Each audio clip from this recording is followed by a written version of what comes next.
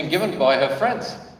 So what's she going to do? Now, if you have a strong family system, that daughter will come home to the grandparents or to you as parents and say, Mom, Dad, this is what happened today. What shall I do?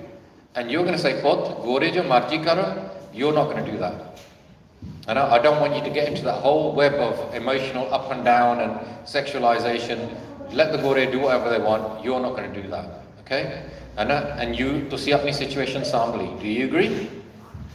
If you don't have that strong family communication, her peers, the people she's getting advice from, is her friends who are 13, 14 years old. What kind of life experience have they got?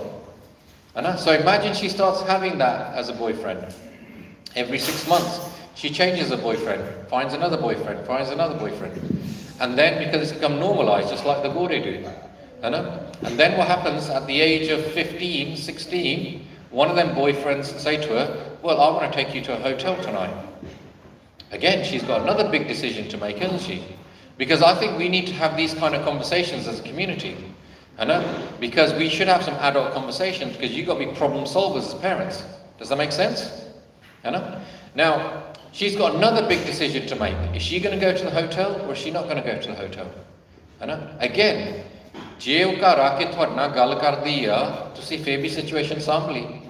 But if you're too busy doing overtime because you want to buy some more suits to impress all your friends and go to Punjab and throw notes around, you haven't got time to talk to your kids because you're doing overtime. And as a result, she's getting advice from her friends who are already sleeping around, or say to them, well, it's actually cool not to be a virgin. You should actually go around and sleep around. We all do it. And you'll find that, again, I'll show this in part 3, that young children now from the age of 14 are becoming more and more sexualized much earlier in life. And the biggest reason for that is Snapchat. Snapchat has resulted in young girls and boys sending pictures of themselves nude at much younger age. As a result, by the time they're 20 to get married, statistics at NHS is that the average person who's basically is getting married has already had 21 sexual partners. They've already had 21 sexual partners. So imagine your family, your cousins, the rest of that's going to happen. Yeah? And then your relatives say to you, Pota, teri cousin Jasleen da eda resta ho gaya aa munde naal. You know that munda from your university. You know that munda is the most lafanga munda that sleeps around with the most kuriya. Are you going to think, well, am I going to say something or I'm not going to say something? Then you think 21 different, and remember that's the average. That means some kuriya have slept with up to 80, 90, some people might have slept to 2. The average is 21. And that is, and most people say, I don't want someone that's so basically blasé about sleeping around people. He's never going to be faithful to my cousin in the future. Would you agree? But that is the average decision of every Gora. That's how messed up their society is. The average Gora has no other choice but to marry that girl because that's normal in their society.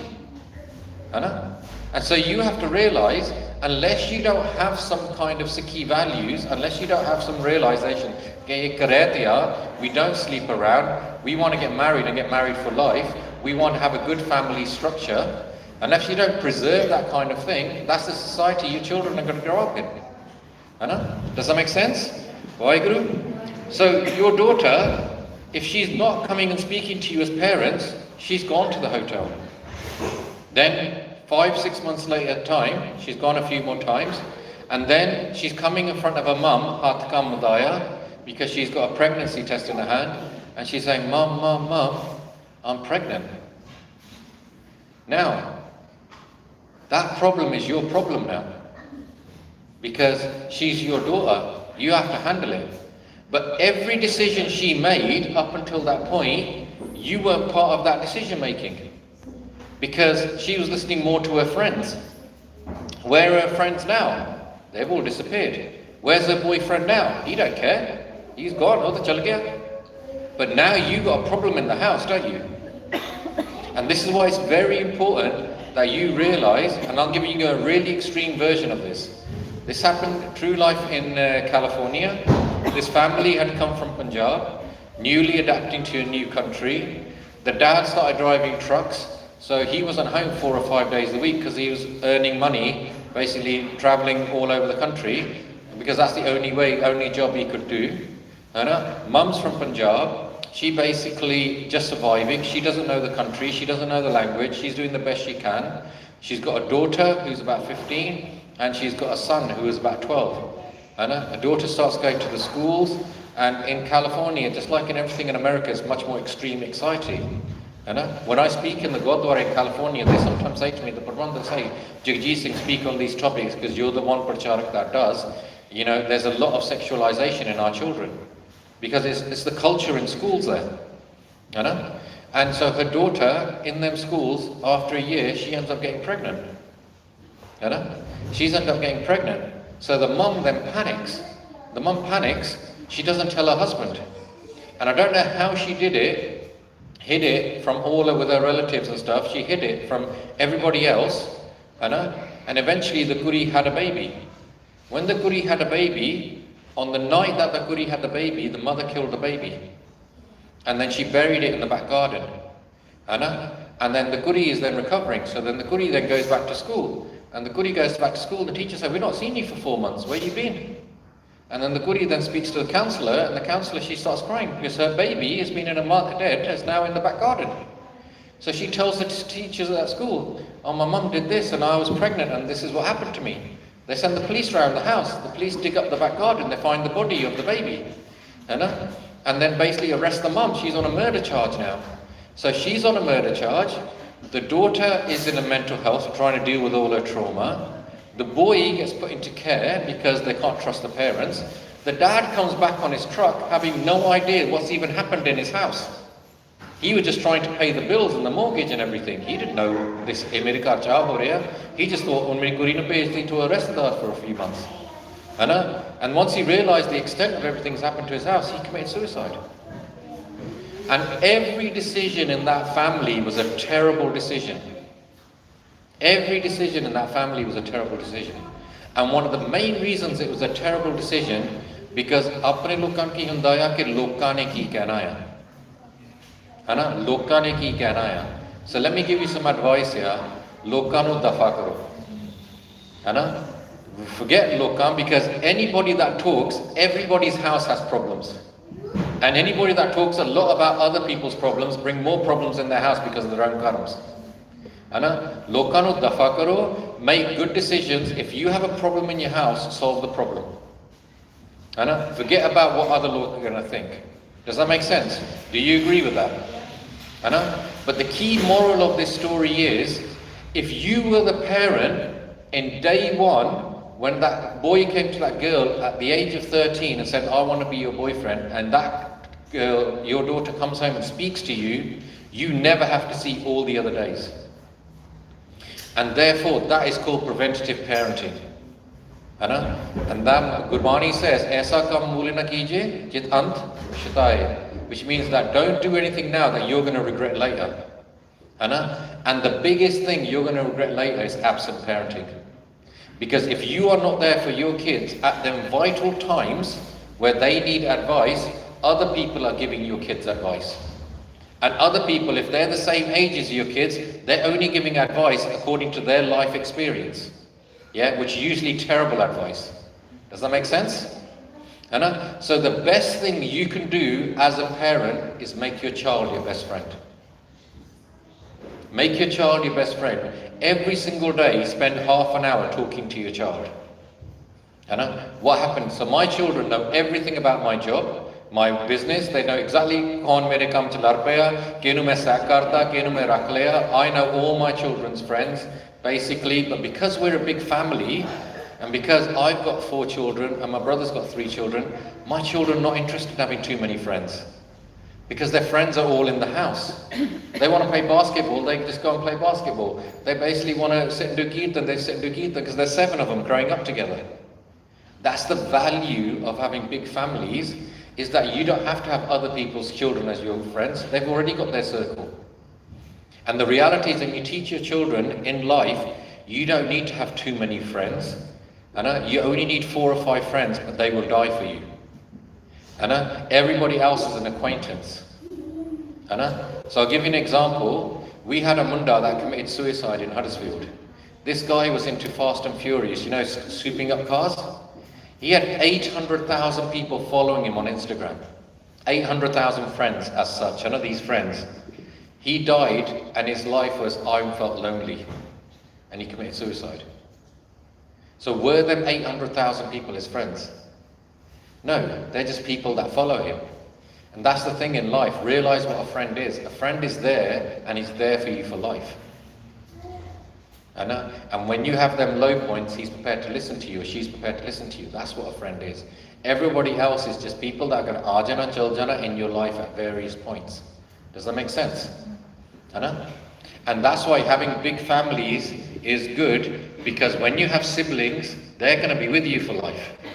And if you grow up together, and what I've realized, especially in Yorkshire, we have a lot of strong families. We've got one family, they've got 40 kids. Because they had 7 brothers, and 7 brothers have had their kids, so there's about 15 of them. Beyond them is now like 40 of them. They all go to school together, they're a strong unit. And that's what it is, they dominate. And that's what it is, their kids are growing up, they're ultra confident. They all have people around them that they can get advice from at different stages. That's the value of big families, and that's what I'm seeing more and more, especially in Canada, where people are coming together and they're bringing their families together. They're saying, Bhai Jagjit, come here, we'll set you up. Come here, let's do this. Let's start working together. Let's actually have teamwork. Because that's what families are. Families are teamwork. I'll come on to this, sorry. Because what you're going to find is most of your questions are going to get answered as we go to part 2. Okay, so understand making your children. So put your hands up if you have a dining table. Now put your hands up if you eat at the dining table. Because a lot of people only keep them for prane. The key thing with a dining table is that every day you should eat at it and not have a TV there and not have a phone.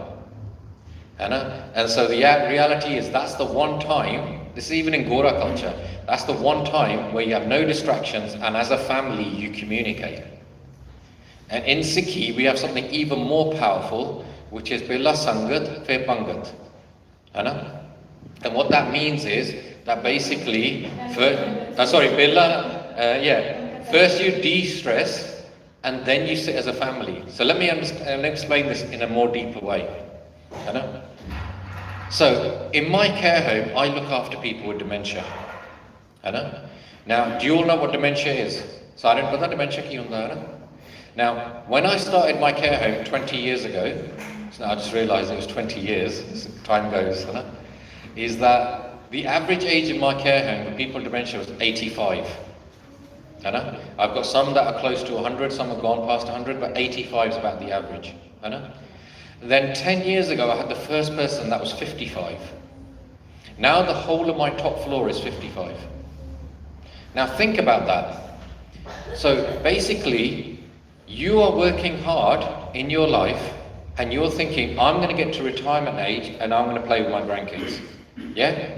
That's what you're sold, that dream, isn't it? That basically work hard, you retire, you enjoy your twilight years. Your retirement age is at 65, 67. People are getting dementia at 55 because they're getting burned out by society. And so I study them people. As part of being what we do their life care plans. We study what is their life about, what have they done? And there's certain patterns. Number 1, all of them are very well educated. So a lot of you come in that category. Number 2, high-powered jobs.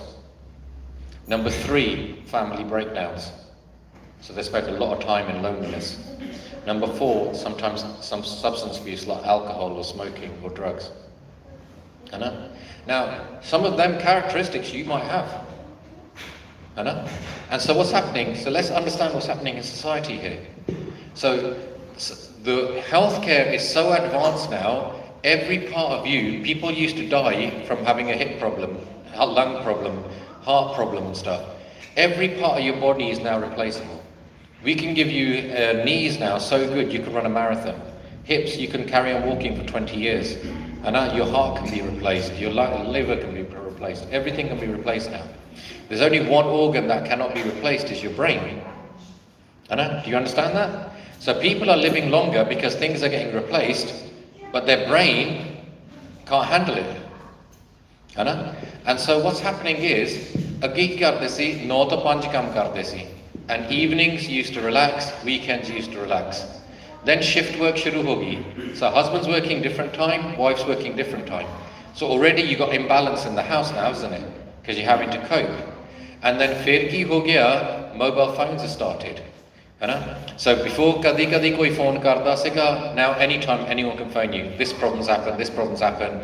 Oh yeah, we've got to deal with this and the rest of the dariya, etc. Then what you have is internet started. People call it Facebook, we call it Facebook.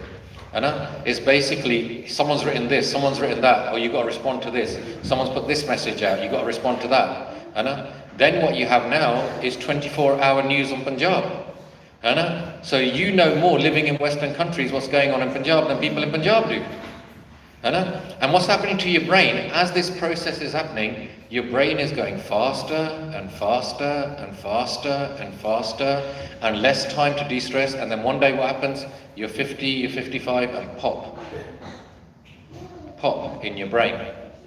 And suddenly your sense of temperature, your sense of time, your sense of smell, your sense of even going to the toilet, controlling your bodily functions, they suddenly start disappearing.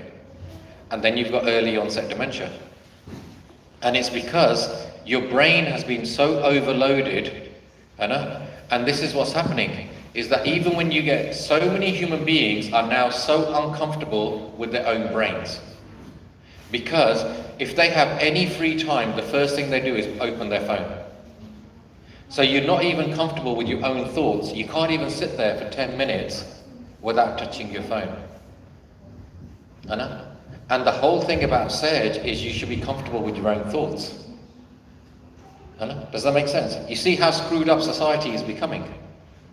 And if you can't even sit there and find your own Sage for 10 minutes, your brain is totally used to information overload. And at some point you are going to pop. Does that make sense? So what Sikhi, when I say Sikhi is more relevant today than it's ever been before in life, is because your brains are having to work faster now than they've ever had to do before in human history. So you look at these Buzurgs in these Gurdwara and you find some 80, 90-year-olds still doing seva. Do you agree? And you think, I'm going to be like that. You got no chance. Let me tell you why. Most of them Buzurgs in these Gurdwara have spent most of their bachpana in fields, or with chilled jobs, and then they basically physically working hard, and their brains were relaxed, which is the optimum way of living. You're now sitting in front of desks with computer screens, your bodies are not physically strong, and you're basically stressed from computer screens. And your children are going to live in an AI world where things are going to even faster, and they're going to do nothing with their bodies because they're going to have robots from Elon Musk that are going to do all their housework.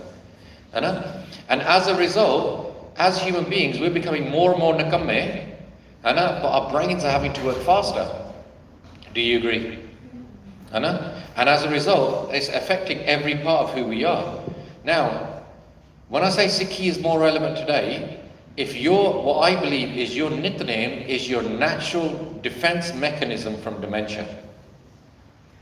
Okay? So let me explain this. If you do Nitnem in the morning, you get up in the morning and you're doing Amrit Vela, let's say you do Simran for half an hour, you do Simran for an hour.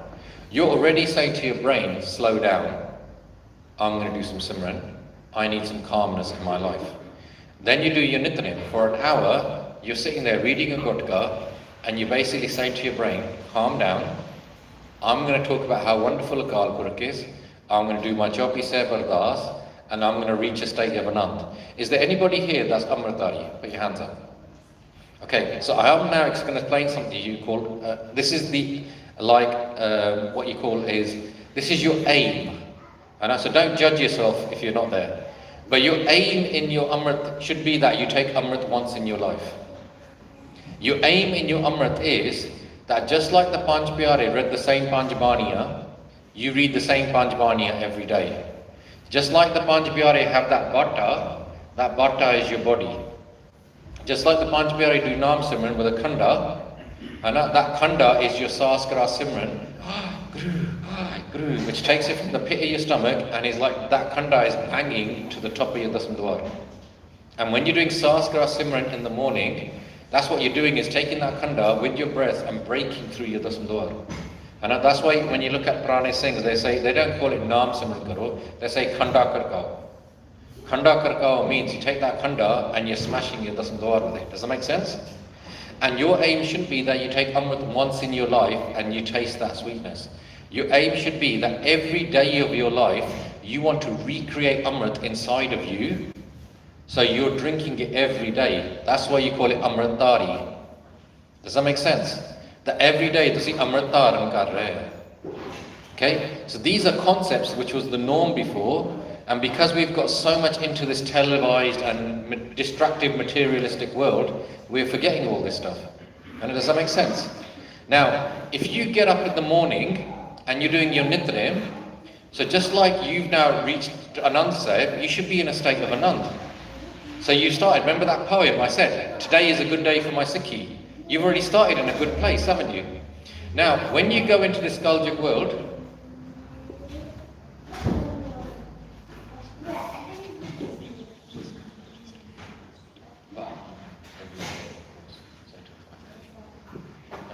so when you basically are here, you're living in this Kaljug world.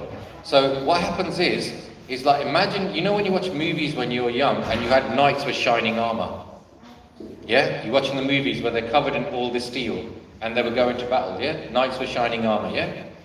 Essentially, what they're doing is they're going into battle, and if an arrow hits them, it will just fall on the floor, wasn't it? Because they're covered with all this steel.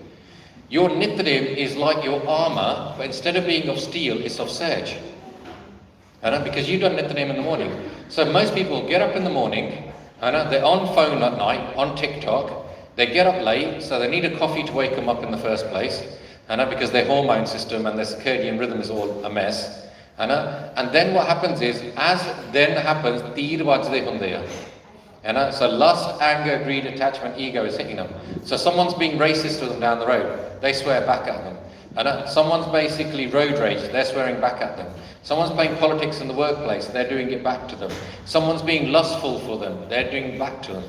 And all they're doing is they're getting hit by vikars, lust, anger, greed, attachment, ego, and they're sending that back to them. And that's how most people live on this earth. Do you agree? But because you've done Nitrim in the morning, you've got this armor of sedge. So someone's basically hitting you with a vikar, like someone swears at you, and you're just saying, why Guru? Someone's playing politics at work, you're just saying, why Guru? Someone else is doing something, and all these tir, as they're hitting you, they're not affecting you, they're just falling to the floor. And as a result, you're making yourself immune from all the world's problems. Because your Nitrim is now protecting you. Because even the littlest thing, you can get your phone out, and you're on TikTok, and what people don't realize about this social media is that it's basically sexualizing your eyes. Because men are looking at women dancing around or in a lustful way. Women are looking at men and they're swiping their gutta up and down, and you're actually wiping away your sikhi. Because that time you could have been doing another job, he said. You could have been doing a sukni, sir. Instead you spent more hours on TikTok and you're wiping away your sikhi. Does that make sense? And what we're doing is more and more our eyes are getting used to looking at the other gender in a more lustful way. That's what we're actually doing. Does that make sense? And so every little thing, so as them tir are hitting you, you're basically, your sikhi is protecting you, your Nitrim is protecting you. Then you come home from work. And what most people come home from work and do is they've built all this stress from all this traffic in Southall, and you've got all this pollution, and you've all had this politics at work, and all that stress jama ho gaya, and as soon as they open the door, these bande are basically, that's it, they dump it on their family. So as soon as they open the door, because all they need to do is they need to dump all that stress that's built up during the day, and they're just dumping it on their family. And that is a terrible way of living. But that's what most people do. Or they'll go and have a glassy so they can forget it. And that's why Sham nu pekalani pendi hai. because they don't know how to handle their stress. What does Sikhi say to you? You come in the house, first thing you should be doing is, as a family, sit down and do Re Rasta part. You do Re Rasta part, in that 12, 13, 14 minutes that you're doing Re Rasta part, it's like a sponge and it's pulling out all the stress of your day. It's pulled out all the stress of your day, and so you basically done your Sangat, and now you're doing your Bangat, where you sit as a family at your dining table or as a family and you talk about your day. That's a much more healthy way of living as a family. And then you basically, before you go to sleep, you're basically doing Soil the part, which is for about 5 minutes, and you're basically saying, Maharaj, all my stress during the day, don't let it go into my sleep, so that I can have a deep sleep, I can get up in the morning again and do Amritullah again. And you see how your Nitnem is a 24-hour protection system for your brain from the speed of life, from the stress of life, from the rat race of life. Guru Sahib designed it to protect you. But what we're doing is we're not doing Nitnem. And because we're not doing Nitnem, is then basically what we're doing is allowing all that stuff to come into our lives and screw up our brains, and then we are going to get dementia. Does that make sense? Yeah? Has that been helpful? Understand the value of Nitnem and make it practical. Because the key thing about Sikhi is, I'll tell you straight, if you do Sikhi sincerely, because you can't do Chalaki with your Guru, Guru will give you the most amazing blessings. Because you're practically doing Sikhi for you. If your Sikhi is just like, I wear the bana, I take the Amrit, I go to the smagams or the camps, but actually inside you, you're not interested in changing in any way, you're just going to drift through life, and that's it. It's just another phase of your life. So Sikhi should always be a practical thing that you actually practice every day, not something that is just a label that you're just carrying through life. Does that make sense? And if you start doing that, the children around you will see that in you, and they will start doing it themselves. The people around you, because what happened in my house, my father kept his gears, took Amrit, my mother started wearing the star, took Amrit, but because their personalities became so beautiful, it rippled out into me, my brother, now all my Residars have all come into Sikhi. Because they've seen, that was amazing transformation. I want to be like that. I want to be like him. Every time he speaks, let it come out. He speaks with so much wisdom. He speaks with so much gyan. He speaks with so much sense. They've got a beautiful way of living. Why can't I have a life like that? And it's a ripple effect in all your families. Because you are that stone of inspiration. But that stone of inspiration is because you're practically living Sikhi in the practical way. Sikhi should never be a philosophy. It should be a way that you're actually living. It's a way of life. Does that make sense? So the dining table is very powerful in your family if you use it properly. That every day you're talking to your kids, and every day your kids have got an open forum with you, that actually this is happening in my life. And if you're a very good parent, you're every day teaching your kids how to navigate life. So you're telling them, well, if your friend says this, or your friend's using that kind of language, do you think that's appropriate language? Like, I've set the bar to my kids. I said to them, anybody that swears, don't spend any time with them. That was from the age of 5, 6, I started saying to my kids. Because I said that people that swear a lot, whether it's Punjabi gala or Gorian gala, that means they don't have the vocabulary level to express their emotions without swearing. And some people think it's cool. That je main maa behen di gala nahi kaddiyan, swad nahi lagda. It's not cool. There's nothing cool about that. You should learn to use language and vocabulary in a way that you can express your feelings without being rude or misogynist or anything else like that. And you're actually teaching your child, as they're growing up, how to be a good judge of character. And because you're talking to your kids every day, well, that happened in your school, do you think you should be handling it like this? Or like one of my daughter, she's realized that actually all these Goriyan, these Musliman Goriyan, they were really good when they was young, because everyone's quite innocent. Oh my God, when it hits 13, 14, and all these Guriya go nuts. And then she's like, oh, she's on drugs. Oh, she's already sleeping around. Oh, she's already got her pregnant. Oh, she's even got a hijab and she's still sleeping around. And suddenly like, what the hell? What kind of religion and value system do these people believe in? And then you realize, sare paase khlara pe aaya. But your kids already become a good decision maker because you've been talking to them all that way. And therefore they've already navigated their way through life. You don't have to give them sikya because they've already created their value system. Does that make sense? This is why being a good communicator from day one is really important. Make your child your best friend, basically, and realize that your child needs to communicate. Now, the next thing I realized through COVID, when you're in healthcare, I saw, like COVID, a lot of people died before their time. Okay? So most people at COVID, if you've got non-healthcare jobs, you just had 18 months off. The people in healthcare, we saw a lot of things that nobody wanted to see. So I saw people whose, like, their husband has suddenly died, or their mum has suddenly died. They thought their mum or their husband would be there for the next 20 years. And therefore, like, this person suddenly died within a week, and you're like, how am I going to cope? And it then started conversations between me and my wife about things that we were seeing in healthcare. And so I said to and this is a question for you guys, what do you think is the greatest gift you can give your children while you're alive? What do you think? Time? What do you think, Bhaji? I think that's the biggest thing you can do for your children. Okay, Sikhi. And values of Gurbani. Okay, so let me explain. Yes, Bhaji, at the back.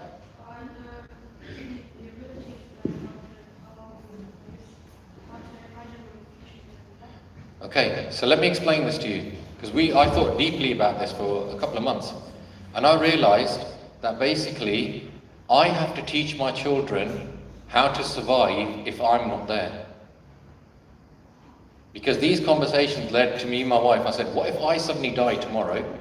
Because at the end of the day, I've just turned 50, I'm brown, male, so according to COVID and all that, I'm high risk, just by having them 3 categories.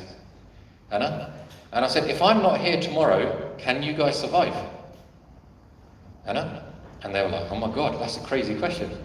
How are we going to do that? If our father passes away, if my mother passes away, can we survive? Because that's what people are dealing with every day, aren't they? This is happening to people. And so what we started doing with our children, this is just a tip for you guys. I started saying to my son and my daughter that you have 2 parents. There's something you guys can start doing. And I started doing this when my kids were young. I started saying, you've got 2 parents. If I'm not there, your other parent is Guru Gobind Singh and Mata Sahib. And what I want you to do is, if I'm not there, I want you to talk to them. Okay, very powerful. It's called manifestation. And so what I said to my kids is, like, basically, I want you, this is a tip for you guys, it's called 5-minute Simran 5 times a day. It's something to start with your children.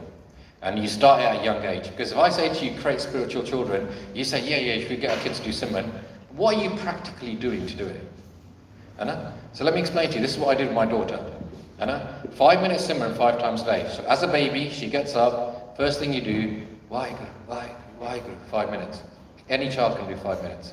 You can even put a timer on your phone, because they do it with my youngest son, where he doesn't stop until it's 5 minutes, because he peeks with his eyes at 5 minutes.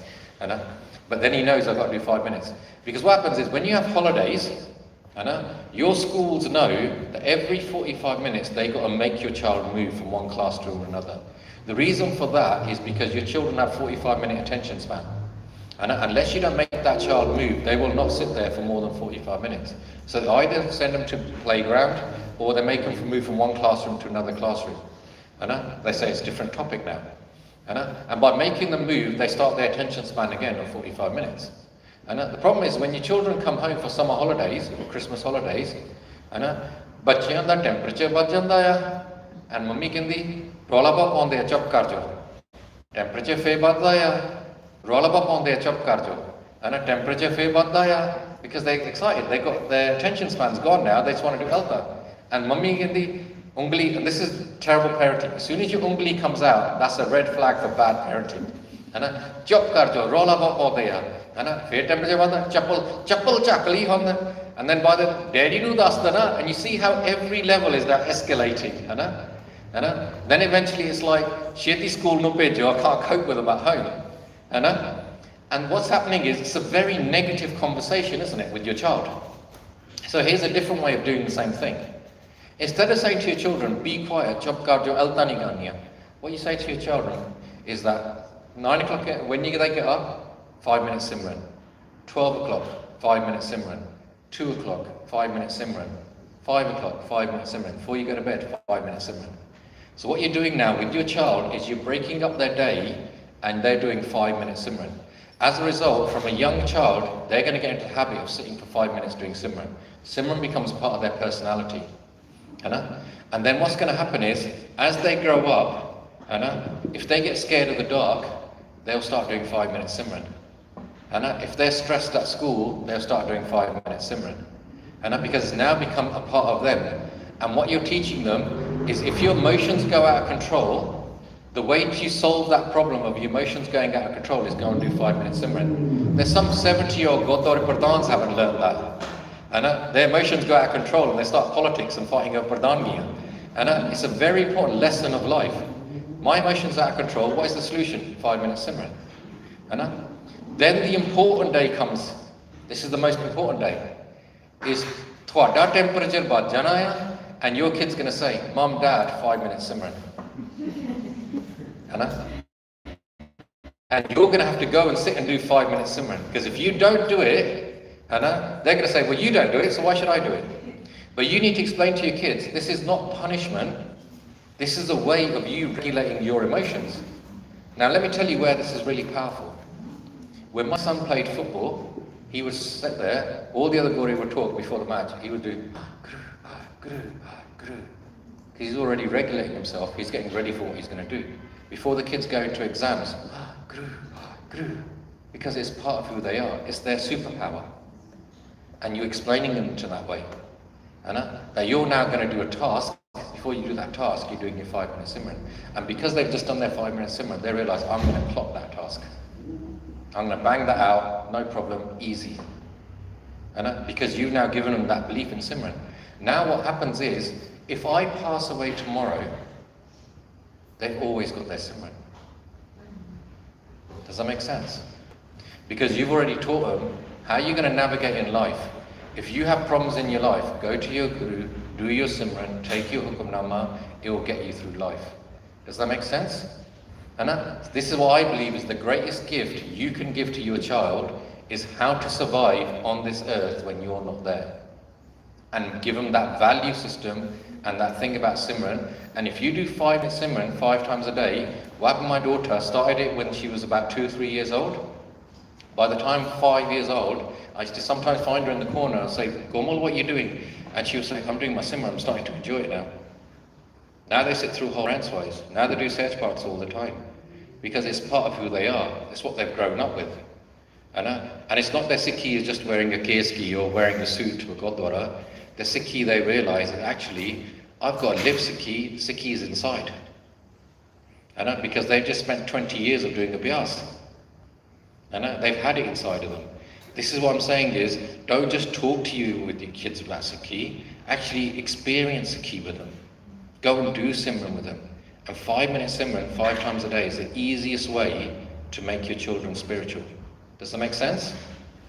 Okay. And then you do intergenerational abhyas, which what that means is that basically my mother, she does Sej parts and she's done it with all the kids. So she's missed a generation. She's missed me and my parents. Me and my wife and my brother. But she now does Santhya with my children. And then once she's finished an Akhand part for one child, she does it for another child, she does it for another child, and she's doing continuous Akhand parts, and she's doing it for the next generation.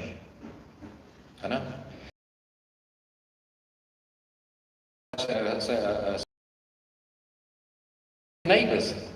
Believe me, your neighbours will love you after that. But the reality is you're doing part for yourself, but you're doing for the people around you as well. And if you start doing it for your next Puniriya, let me explain to you why this is so powerful. So I do talks at universities. I speak at a lot of universities. Now, I once went to London University where I was studying at that time, and I met a boy that had a Mohican hairstyle. You all know what a Mohican hairstyle is? Where you shave at the sides and you have like this really sprayed up tall hair.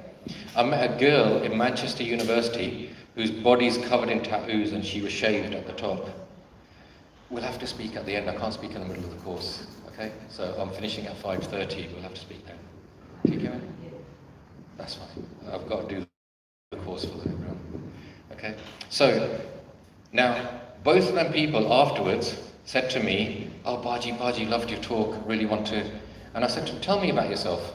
You know? And both of them said to me the same thing. They goes that my parents, grandparents, they came to England and they used to go to the Gurdwara.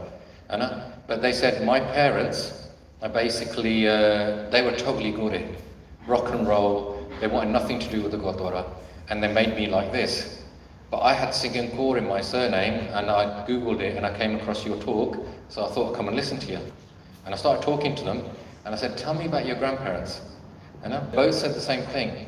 They said, my grandma used to do Japji Sahib Path with me. And I said to them, that Japji Sahib Path has now brought you here, and both of them now are Amritdhari Gursikhs. And this is so important in your life.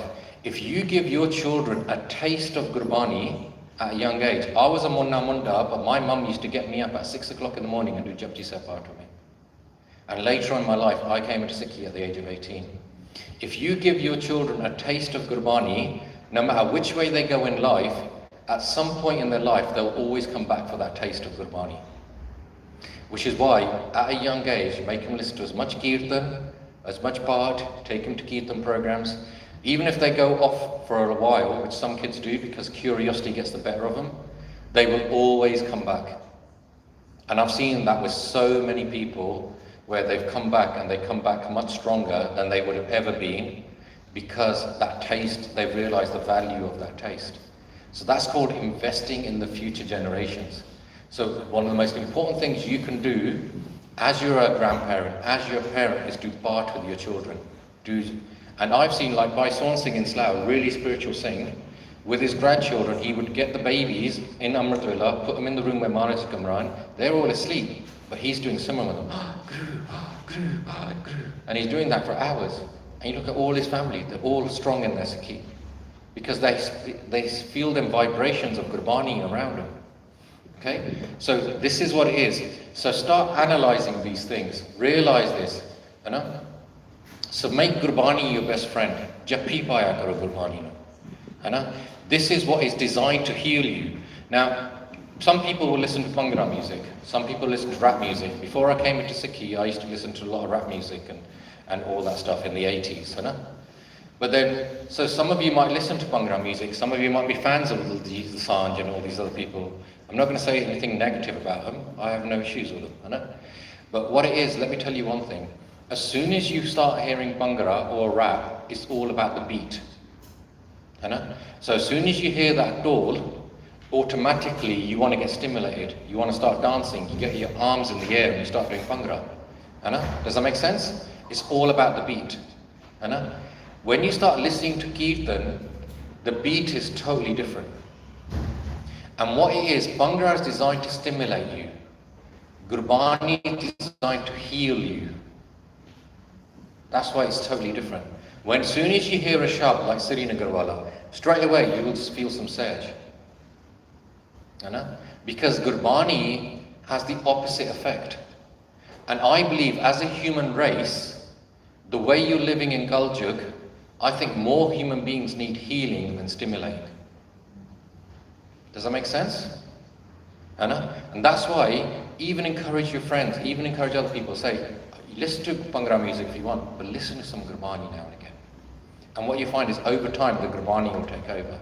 When I went to my first Khalsa camp, after that I used to listen to NWA, all this rap music, Public Enemy, that's what people used to listen to in the 80s. Then I remember listening to Kirtan for the first time and it just blew me away. And I remember Mariah Carey was #1 in UK at the time and the song was Vision of Love. And it was on the radio and I was like, she's talking about, I have this vision of love. And I was thinking, you are clueless. Guru Nanak Dev Ji has a vision of love. And I want to listen to Guru Nanak Dev Ji's vision of love. And then from that point, I stopped listening to all other kinds of music apart from Gurbani because it just took over me. Because nothing else has the depth when you understand Gurbani. So when you listen to Kirtan, don't just listen to it, get Sikhi to the max out and follow the shabd. Learn what it actually means. Does that make sense? Okay, the one who kneels in front of God can stand in front of anything. Maharaj, so Banda Singh Bahadur is the best example of this. He fell in front of Guru Gobind Singh and he picked him up. He said, "Main tera banda aya." And Guru Gobind Singh stood him up in a way, he took on the whole Mughal Raj. It's the same thing with your kids. You teach your kids, submit in front of Gurbani, and you'll be stronger than anything on this earth. And you have to tell your kids about these things. Because never do ardas, never teach you ardas, or never do ardas ki mere bachyan di life sokhi ho jaye. That's the wrong ardas. Because all you're doing is making your kids weak.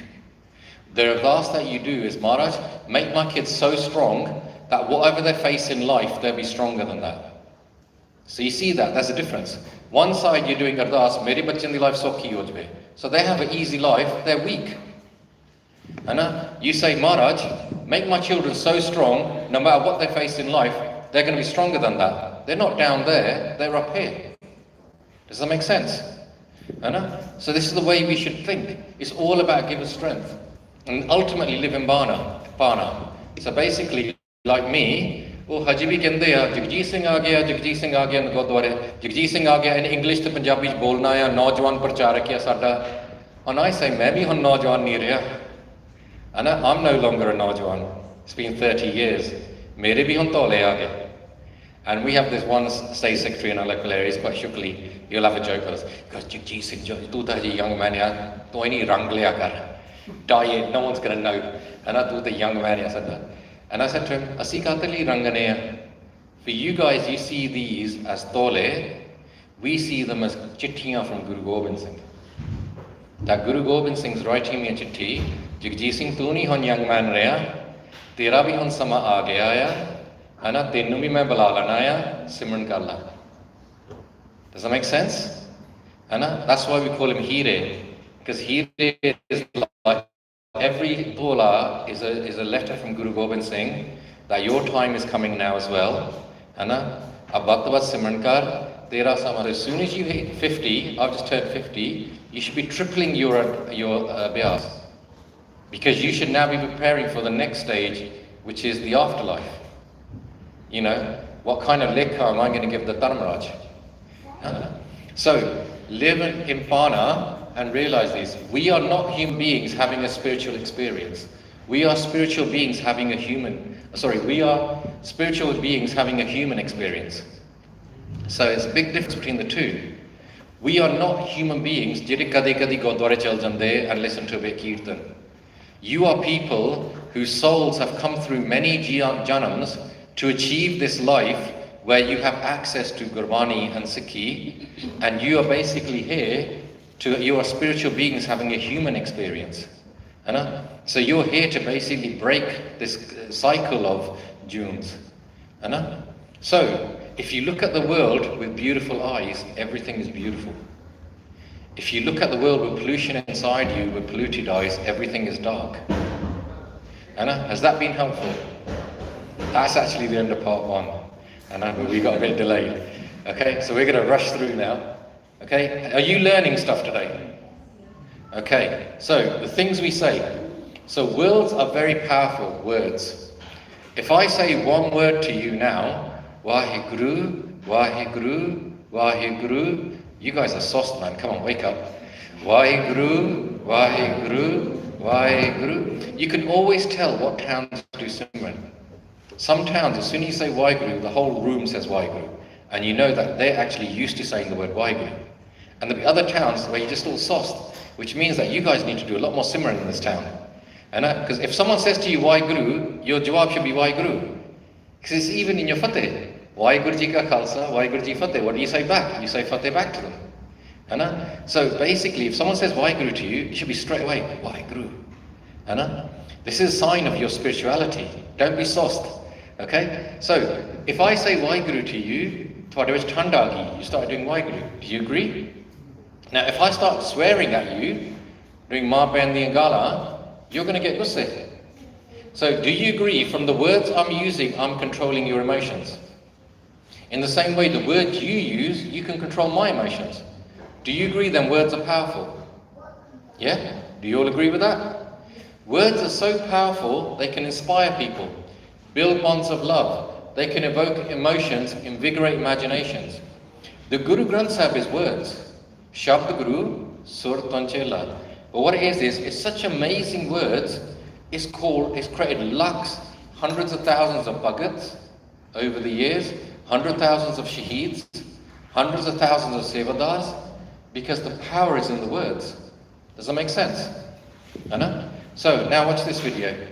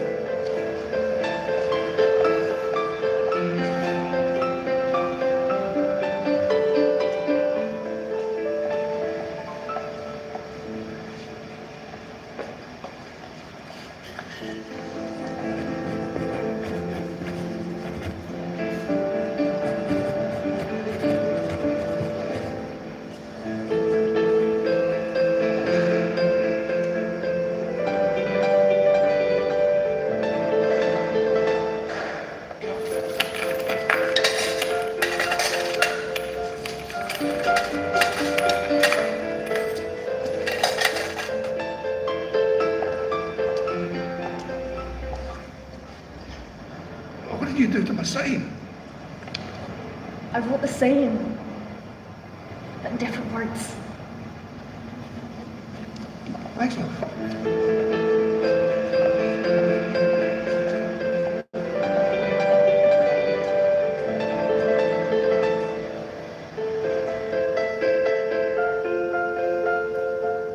Change your words, change your world.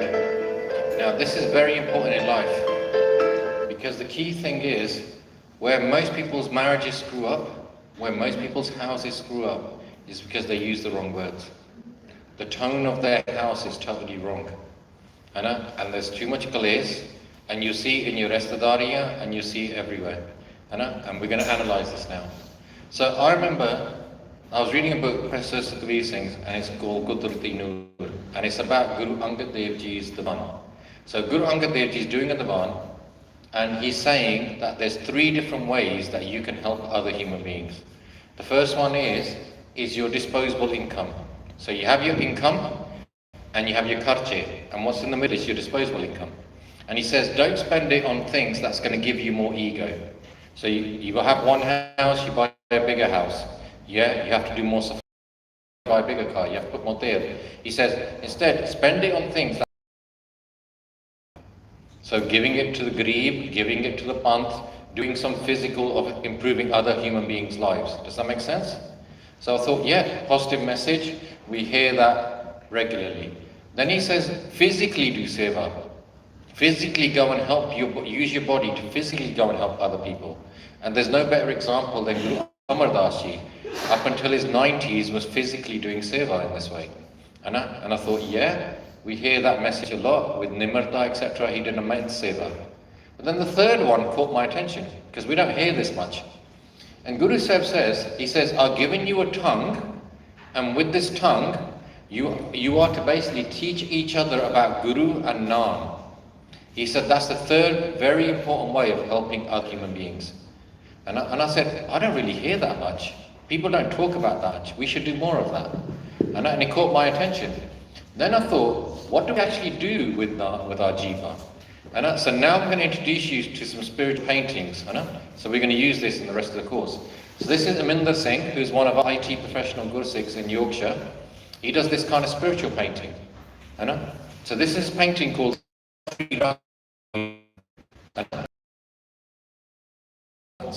Kirtan is basically the whole Sangat doing Kirtan. We call it Sangati Kirtan or Akhand Kirtan.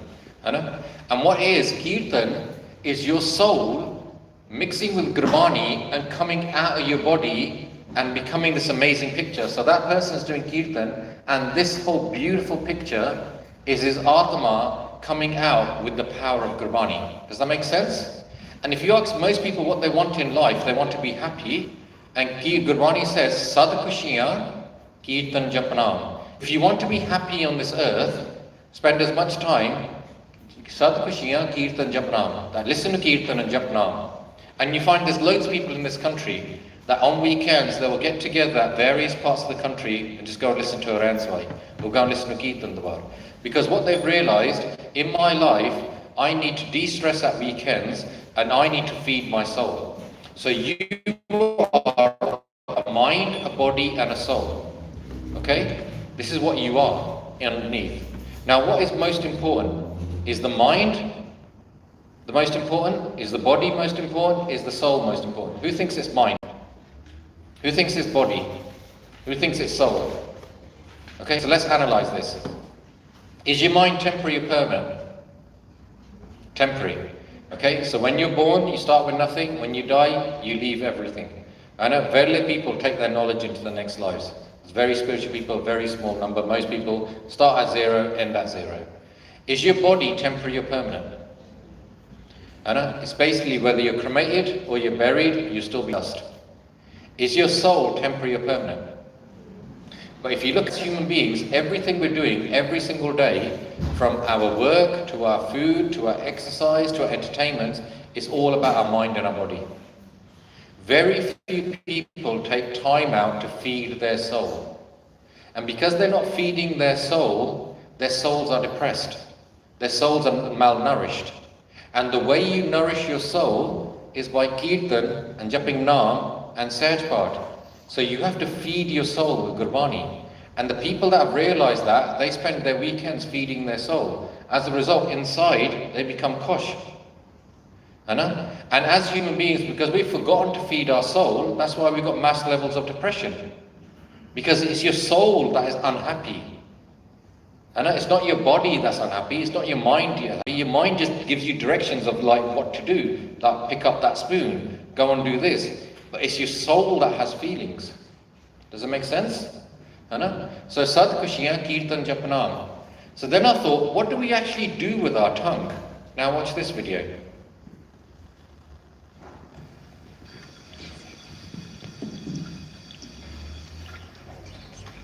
Oh, there she is. She's such a loser. I know. What a geek.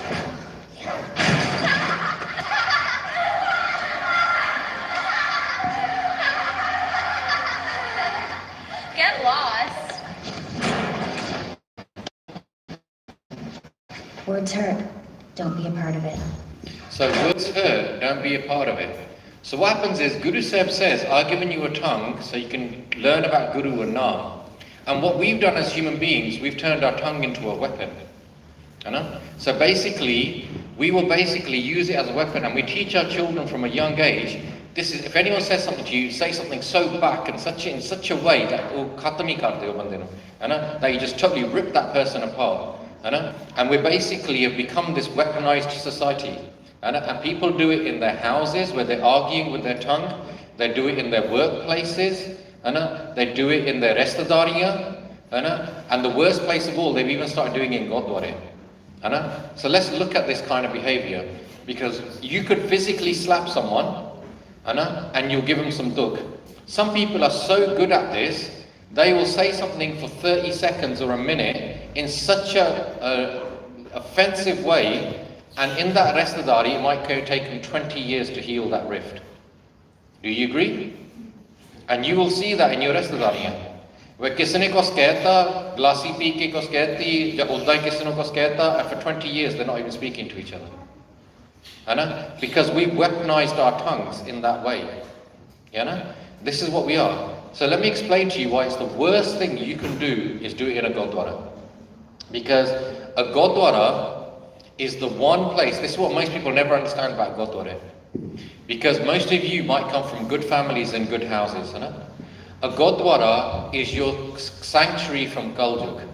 Now you might have really good families and have a lot of pyar at home. A lot of people don't have that.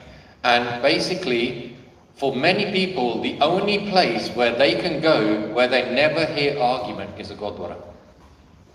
And they can go upstairs, they can be quiet upstairs. Whether there's a program going on or not, you can sit there 24/7 and you'll have shanti. Okay, this is very important. So let me explain to you why this is important.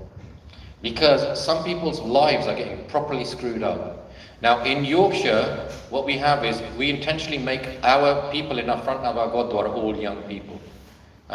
Because we're attracting the next generation. So our Gurdwara Pradhan, our Gurdwara State Secretary, they're all in their 20s and 30s, and as a result, loads of people coming back to the Gurdwara. Everything's in dual language, English and Punjabi.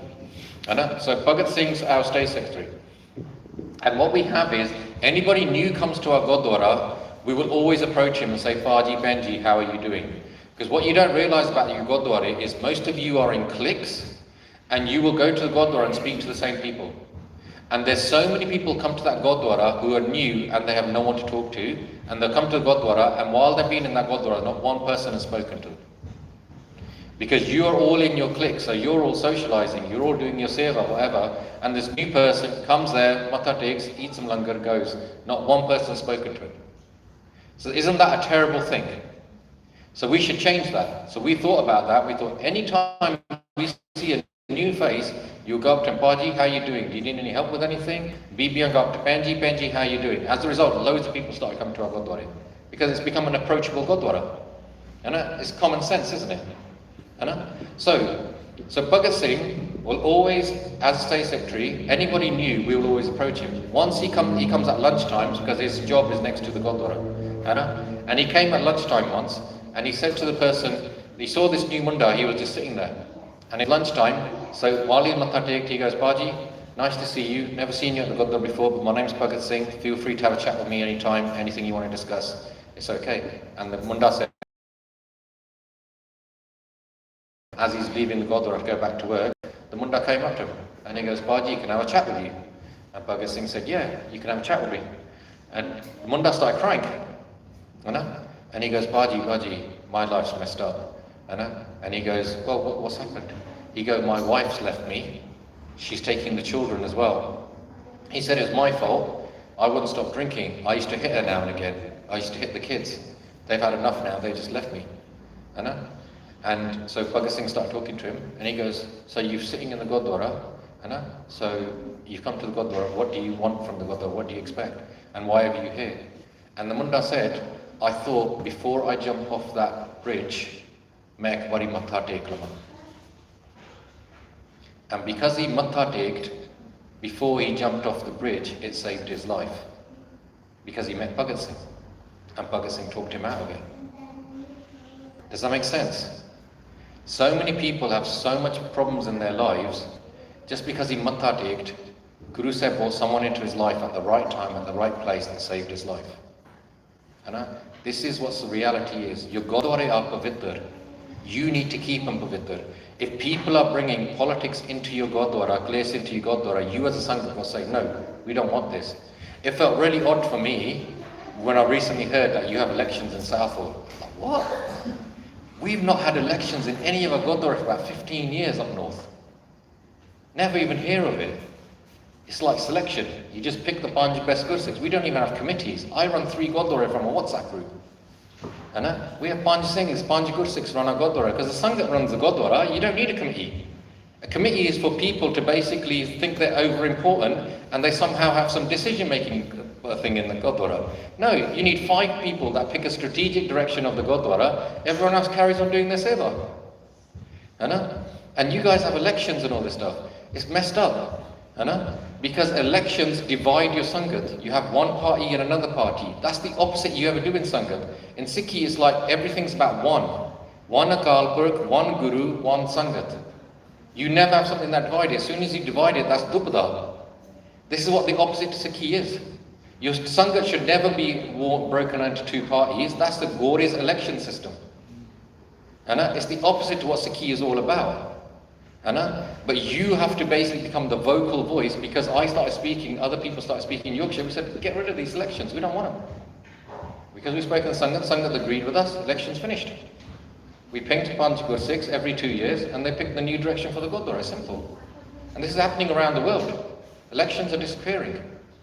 Because the next generation is speaking. The more our generation speaks, the more we clean up our Gurdwara. Does that make sense? So, your tongue Dev Ji think about this behavior? Guru Nanak Dev Ji says the people that use their tongue as a weapon, ninda, chugli, slander, all this stuff, it's like they're getting gund from the floor and putting it in their mouth. This is what Guru Nanak Dev Ji is saying. So look how graphic he is about what he thinks about that behavior. He's saying, and this is what happens in a family then. Because your husband and wife, and you're arguing, and you've got a 5-year-old kid. And that 5-year-old kid is now thinking, this is my mum, I love my mum. This is my dad, I love my dad. But my mum and dad don't love each other. They're arguing.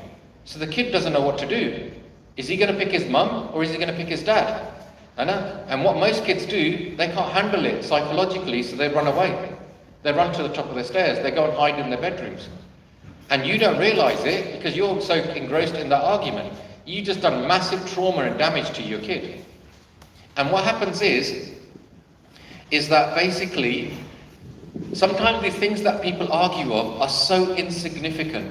Ene meri pet nahi press kiti, ene sugar nahi pai cha de vich, edi pet ne aaj mainu aa kehta, so main to hunu jawab dena hi ha, hai na? And you're arguing over the most random things. So remember that family I said to you in Toronto, their kid's now socially awkward and he won't leave his bedroom. They can't even remember what they were arguing over 20 years ago.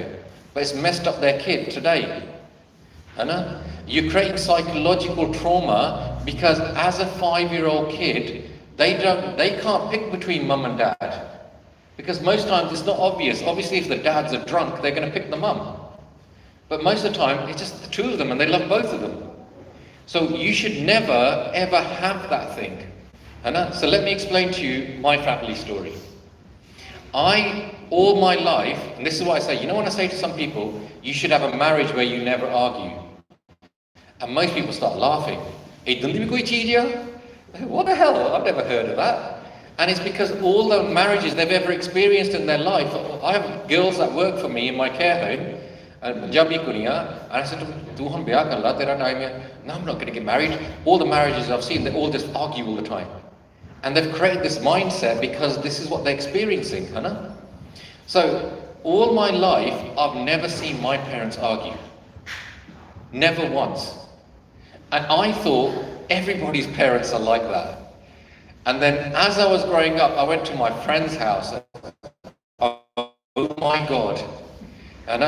Then you see a bill now flying across there, Ma Pen the Ingala. I'll say to him, what's a Ma Pen?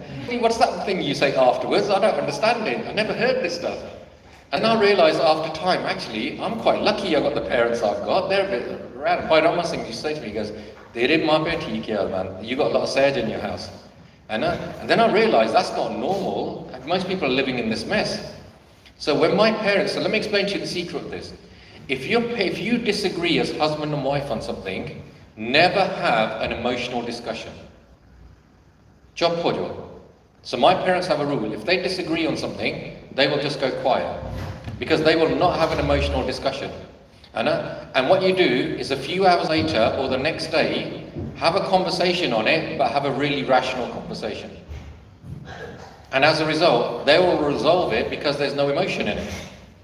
And my dad taught me, and we'll come on to this, my dad taught me from a young age, he goes, emotional decisions are always terrible decisions. And he said, most of the rest of the dunya, most of the people in business, the reason they fail, and the rest of the dunya are a mess, is because all their conversations are in emotion. They got angry, and they regret it afterwards, but their ego is so strong that they can't even apologize. So it doesn't matter, we won't talk for 10 years. And so the reality is, he goes, never have emotional decisions. He goes, in emotion, always terrible decisions. Decisions made in said are all vidurandeshi, which means you can think ahead and make good decisions. But he goes, decisions made after doing lots of simran, doing ardas and hukamnama or atal hundaya, which means they never go bad. So that's 3 types of decision making. Does that make sense? And because most of the world population only makes emotional decisions, that's why most of their lives are emotional mess. Does that make sense? So the key thing here, so what happened with my parents is they will only have these conversations and rational. So when my brother married to my bubby, he said, "Sade ghar de vich we don't argue." This is the rule of the house. So, just letting you know, this is the rule. So we want to live in the same way. When I got married to my wife, said to him, this is the rule of the house. We just don't argue in this house. As a result, for many years, we had 4 generations living in our house, 14 people living in a house. We got a massive house in Yorkshire with a 2-acre garden. Now, as the kids are getting bigger, we've got 2 houses, both side of a golf course, 2 houses, right next to each other, and the kids all together. And what we are is one big family unit. Now, what is that? Why does that work? Is because we don't have emotional discussions. We only have discussions in PR. If you disagree, you just go quiet. We won't interact in a negative way. And if anyone knows, oh, he's gone quiet now, so let me just find out what it is, or let me talk to her tomorrow, or let me talk to him tomorrow. And the kids have become like that now as well. And it's a very healthy way of living. But let me tell you, I'm here with you today. My kids are home, or they're going to be coming here at some point. They've got 4 sets of parents. Because if I'm not there, my baji, my babi are there. Or if they're not there, my mum and dad are not there. If they're not there, my grandparents are there. So you see, like, they have 4 sets of family. 4 sets of parenting, 4 sets of eyes on top of them. That are going to give them different levels of world perspective, different levels of gyan. 4 sets of parents. But where this becomes really powerful is that basically people think, oh, if we're a big family, you're not independent. Actually, it gives you more independence. Because I travel the world, I don't worry about my kids. We're only paying 1 mortgage, so we get a massive house with a big garden. We're not paying 4 sets of mortgages. We have 7 cars, we just pick whichever car we want. We don't have to have, everyone has an individual car. So all this way of where people have said, nahin, vakre ho ke you're independent, vakre ho ke independent, all you're doing is increasing all your kharche. As a result, you're spending longer and longer before you become financially free, because you're all just paying the same kharche, you're duplicating all your kharche. Does that make sense? And instead, because we realize it's all teamwork, we're all working together for a same thing, which is I'm going to teach you later. This is about how to create a family plan. Everyone's going in the same direction, everyone's pulling in the same direction. Which is create a happy, spiritual family, have your 4 or 5 holidays a year, have your nice business, make sure the kids have all got good education, because everybody's working together. Otherwise, ਤੁਸੀਂ ਸਾਰੇ ਇਕੱਲੇ ਆ, and you're fighting life ਇਕੱਲੇ. This is what's the value of basically big families. Now, this is really important. It says, what's your thoughts, they become words. What's your words, they become actions. What's your actions, they become habits. What's your habits, it becomes character. What's your character, it becomes destiny. Okay? Now, this is really important. Now, you've got 2 sets of people. First person, onu gusaba ondaya. He gets angry. He's been through a migrant experience. He's not happy with life. And he gets angry. So he watches his thoughts, and his thoughts are that he gets angry a lot. So his words are, he swears a lot. He swears a lot, that's his words. His actions are, o glasila landaya. His actions are glasila, not adat kiya, he starts hitting his wife, starts hitting his kids. His adat kiya, he starts hitting his wife. His character is his family don't like him. They start hating him. What's his character? And his destiny is his family leave him. Kalla reh jandaya. So that's one human being. The other human being, his thoughts are of Gurbani. So his words are, every time he speaks very wisely. He's watching his words, his actions are, he starts becoming really humble. His actions are humility, his habits are, oh seva bahut karta hai. Pantri kam karta hai. His habits are, his seva bahut karta hai, character ki ban gaya, gurmukh ban gaya. And because of gurmukh ban gaya, his destiny is he reaches Sachkhand. So you see, 2 totally different destinies, isn't it?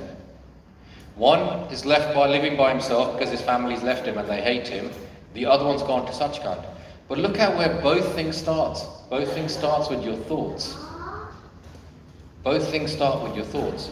And because one is negative, one is positive, because this is the process of your brain, the relationship between your brain and action. That is the result of everything. This is why in Gurbani, the whole of Guru Granth Sahib never talks about Red. Your Guru Granth Sahib never talks about fables. Your Guru Granth Sahib doesn't talk about it. Your Guru Granth Sahib talks only about your brain. Every shabd of the Guru Granth Sahib is about Naam Japo, clean this out in your brain. Man Jeete Jagjit. You win your brain, you win the world. You win your mind, you win the world. The key thing, your soul is never at battle with you. Your soul just wants feeding. It's your brain that's at battle with you because you've got the 5 lust, anger, greed, attachment that are trying to take over and dominate your life, and you're trying to repress them with Naam. So the battle is in your brain. Does that make sense? If you let your brain control everything about you with Vikara, you're destroying your life and your family's life. If you sudhar your brain, which means keep it in check and take it to positive places, everything in your life will get sorted as well. Does that make sense? Okay, everybody understand that? Because Bhangra and alcohol, we're all getting brainwashed that this is something to do with Punjabi culture. It has nothing to do with Punjabi culture. If you talk about Buzurgs, my granddad said to me, he goes that basically, Dod lassi hundi si Punjabi culture. Family values is Punjabi culture. But this music industry is brainwashing you that suddenly Bhangra and all this stuff is Punjabi culture. It's not. Hari Singh Nalwa used to say, Jo marji Mughਲਾਂ ne ਕੀਤਾ, par Punjab di ਧੀਆਂ ਨਹੀਂ ਨਚਾਈਆਂ. So what that means is the Mughals came in, they took women from all over India, but no daughter of Punjab was ever nutching in front of the Mughals. Why? Because all the daughters of Punjab that were Sikh Bibiyan had 3-foot kirpana themselves. Never in Sikh history have you ever seen a Sakhi where it says the Singhs had to go and save Sikh women. The Sikh women saved themselves. It was always the Sikhs used to go and save Hindu women. Does that make sense? Because the Bibiyan themselves had their own moral and physical strength. And what we're doing now, ਅਸੀਂ ਆਪੀ ਵਿਆਹਾਂ ਦੇ ਵਿੱਚ ਆਪਣੀਆਂ ਕੁੜੀਆਂ ਨਚਾਈ ਜਾਂਦੇ ਆ in front of our ਰਿਸ਼ਤੇਦਾrs and basically giving more, throwing ਪੈਸੇ over them and giving them sharaban while they're doing it. And we think, oh yeah, this is our culture, it's our society. It's got nothing to do with our society. Family values our society. And sharab, you have Gurdas Maan singing songs like Apna Punjab hove, Ghar di sharab hove. That's not Punjabi culture. Because you know what sharab is? The actually arth of sharab is shaitan da pani. Shaitan da pani, which means this is the water of the devil. And basically alcohol is the #1 used drug in grooming. Punjabis have normalized this drug, so they no longer realize it's a drug. It makes them very vulnerable. Because most people are not drinking for drinking. They're drinking for an escape. They're so dukhi with their lives. Have you ever heard the Gora saying, thank God it's Fridays? Yes, what that is they hate their lives and they basically say, thank God it's Fridays. So what we can do is Friday night, Saturday night, get drunk out of their heads, do as much drugs as they can because they need to escape from this reality. And then they say, we hate Mondays because they have to get back to reality on Mondays. So all this is an escape from reality. And this is a terrible way of living. Because if you live like that and you start doing the same thing the Gori are doing, you're going to bring the alcohol in your family, you're going to bring it into your restaurant, you're going to bring it into your relationships, you're going to be arguing, and in the middle of all your arguments is the brain of your child. And parents need to be very careful with their external words because it becomes your child's internal words. So you could have an argument over the most total nonsense thing, meri pant nahi press kiti. But because you've done it in front of your 5-year-old kid, your 5-year-old kid for the next 3 to 4 hours will be thinking, my dad fights with my mum, my dad fights with my mum. And you're messing up your kid's brain. Does that make sense? And that's what happens. Thali argument chaldi hai, utte nyane dare paye hai, and they don't know how to handle it. But a Gursikh should be like a sponge. He soaks up clears. So the sign of a Gursikh is loads of people do ninda chugli. This person, you know that person's like this, you know that person's like this, and it goes from one person to another person to another person. But when that goes to a Gursikh, comes in his ear, he doesn't say anything to anyone, he just says Waheguru and he kills him. That's called soaking up as a sponge. Because Satguru hoye dayal, you will go to the Gurdwara and jo bhi thodi ichhaya, Maharaj will make you meet that kind of person. This is how dayal Waheguru is. And it's quite funny. So if you go to the Gurdwara and you want to play politics with someone, he will introduce you to someone who play politics. If you want to go to the Gurdwara and do seva, he'll introduce you to the person who does seva. If you want to do Gurdwara and you want to have an argument with someone, He'll introduce you to someone you'll have an argument with. You want to do Gurdwara and you want to do Bhakti, he'll introduce you to someone that does Bhakti. But let me tell you, a person that's Ninda Chugli will never go to a person who's a Bhagat. Because a person in that Gurdwara that wants to gossip a bit, if they say something to a Bhagat's going to say Vaheguru, he's not going to give her anything back or him back. So you're going to say, because they're just collecting information, aren't they? Because that's what they do. That's what they're there at the Gurdwara for. They do the Ninda Chugli and they share what's happening.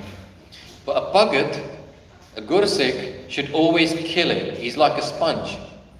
Any negativity, as soon as it comes to him, because he's just saying or she's just saying, Vaheguru, Vaheguru, Vaheguru, that negativity is killed.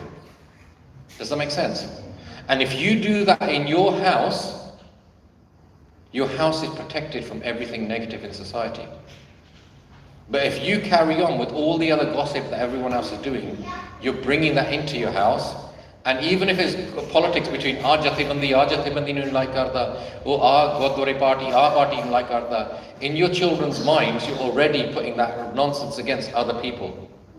And you're polluting them. So Gursikh soaks it up. So now we're going to share a story about a mother-in-law and a daughter-in-law. But don't worry, we're going to share stories about brother and brother afterwards as well. So, Banda gets married, his father's passed away.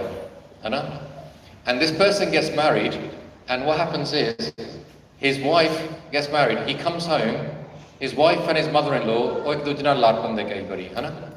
so he walks in the home, he opens one door, and his wife's sitting there. Your mum said this to me today, your mum said this to me, he shuts the door. He opens the other door, and it's his mum sitting there. And his mum saying, he shuts the door. He's thinking, how can I deal with these two? And he goes and sits in the pub, and he utte glassy lai janda hai. So there's a problem in the house. Do you agree? Okay. So the wife's friends come over, and they're saying to him, you know, before marriage, you used to be really happy. You used to smile all the time. What's happened to you since marriage? The other one, you look depressed now. And she was saying, I can't tell you, man, my sus, man, she's next level kapatti, man. She just like won't stop, quang, quang, quang, quang all the time. I don't know how to handle her. And so the friends say to her, "Tu dakar, you should go to a doctor. You're gonna get depressed." And so next day she goes to the doctor, and the doctor starts telling the doctor, "My sas aa kar diya, meri sas aa kar diya, meri sas aa kar diya." And the doctor says, "Okay, I'll give you a solution, but you're not going to like it." And she goes, "Well, I need a solution." He goes, "You're not going to like it, so I'm not sure if I'll tell you." She goes, "No, tell me, I want a solution." He goes, "Solution is easy, kill your sus." If you kill your sus, then basically go on holiday, book your holiday, enjoy your left time with your husband. But let me tell you one thing, if your husband ever finds out that you've killed your mother, so you got to do it in a way that your husband never knows. So simple. Here's some poison. Every day, give your mother-in-law a cup of cha and put 1 drop in it. 10 minutes on mar jana hai. But to make sure that koi shak nahi karda, jo bhi teri sas kendi ya, tu sach bachan kehte man la. So that way, you're always listening to your sas and no one's ever going to suspect you. And she thinks, "Bara vadiya plan ya." She goes home.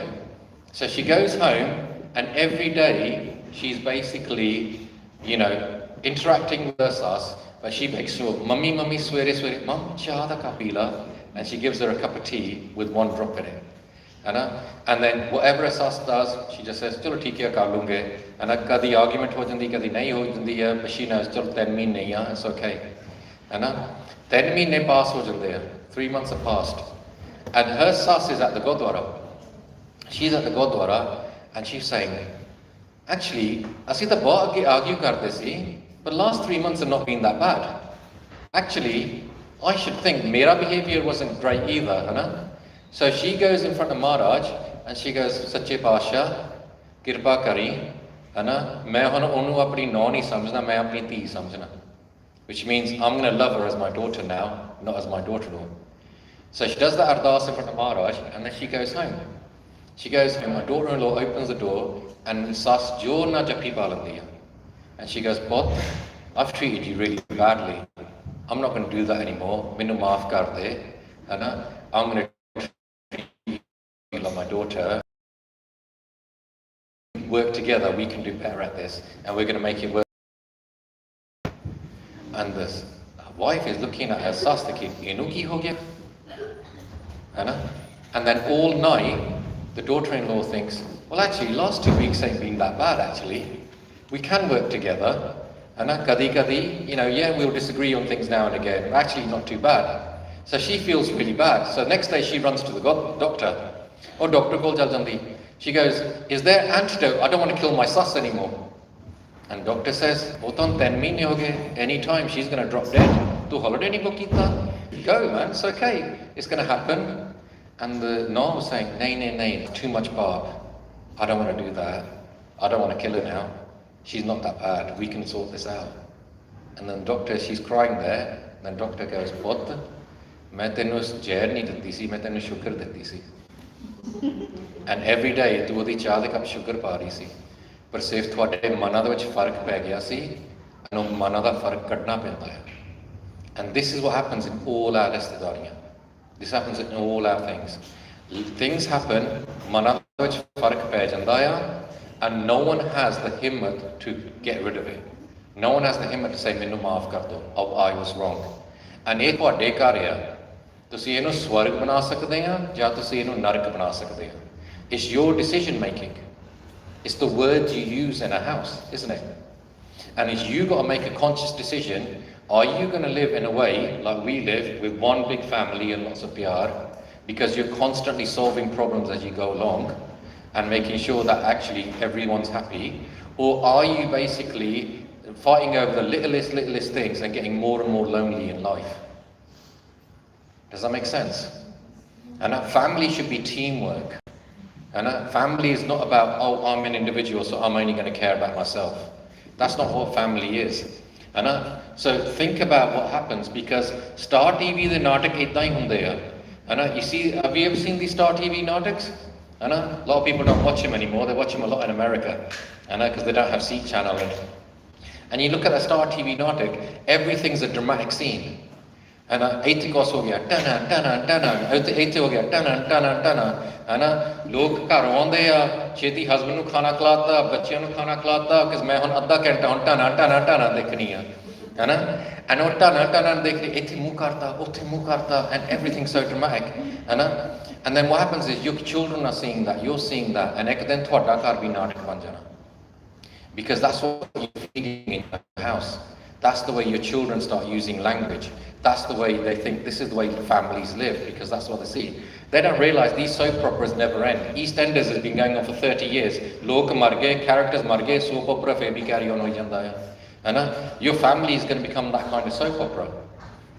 What you need is actually bring good values, good behaviour, good tone of voice, pyar in your house. So this is what I said about how to make decisions. Good decisions are never only... Don't make decisions in an emotional state, they're bad decisions. Good decisions are made with sage and forethought. Nithanem, we talked about Nithanem as a 24-hour system. So this is a picture, this was painted by a 9-year-old girl. This was 20 years ago in Slough camp. And we used to, bachya the camp, and this daughter, this Bibi painted this painting. And I said to her, come and explain this picture to us, because it's a beautiful picture. I put it in the internet and it went viral. And she said, this is my mum. This is what I want my mum to look like. But she doesn't look like that. She doesn't come to the Gurdwara. But I do ardas. I've learned after this camp, I want my mum to be like that. I want her to wear the star. I want her to come and do Simran. This is my dad. I don't want my dad. My dad doesn't come to the Gurdwara. He doesn't have gears. But I want him to be like this. And I want them to do so much Simran, that both of them go to Sachkhand. That's the painting she made. Beautiful painting, isn't it? And this lesson of this is, your children might say to you they want clothes. Your children might say to you they want a holiday, or they want this or that. But your children really what they want is parents they respect. They want parents that will inspire them. That's all they want. And remember what I said, after the age of 13, your children are not going to automatically listen to you. You have to be inspirational parents, then they will listen to you. That's all they want. They don't want parents who are hypocrites. They don't want parents that swear or get drunk. You know? And this is why we talk about Big Sister, Big Program. Do all of you know who this Munda is? You know? This is Vijay Singh, a very important person in our lives. Because I used to be in Southall by Ramma Singh, I only used to do bhakti, I never did talks. You know? I only started talking again after he died. Because we heard of Munde dying in Punjab, we didn't realise Munde are dying here in UK. This was a guy, he lived in Manchester, and he was the only Sikh in that school in Manchester, and he was getting bullied at school. And this was his poem, which says, Monday my money was taken, Tuesday my name's called, Wednesday my uniform torn, Thursday my body pouring with blood, Friday it's ended, Saturday freedom. These are the final pages of Vijay Singh's diary. Because on that Saturday, he took his mum's knee and he hanged himself from the balustrade. And he died. And that's the reality which is happening with some kids. It's happening with some kids growing up here in Southall. And this is because you have to create a big brother, big sister program here. Which means all the Mundes should be talking to the younger Munde, are you guys okay? Do you guys need any help? He had no one to talk to. And the girls should be talking to the girls. The amount of young girls don't know how to handle their body image. They don't know how to handle things. They need people to talk to, and they don't have people because all your houses are becoming more and more smaller. And the more smaller your houses they have, the less the young people have to go to people to get advice from. And I say you have to create these community programs. I did a talk in a Gurdwara in Bradford, and his dad was sitting in the Sangat, Vijay Singh's, and I had his picture on the wall.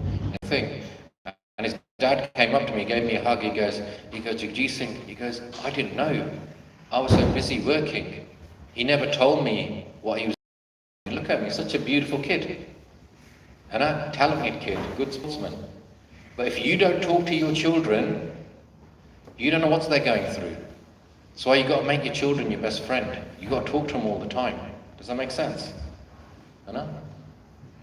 Because this is Mandir. You know, Kende Mandir. Mandir means all these kids that hang around outside doing putte kam.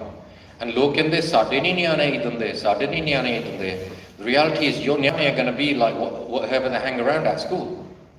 If they hang around with these kind of kids, they're going to become kids like that.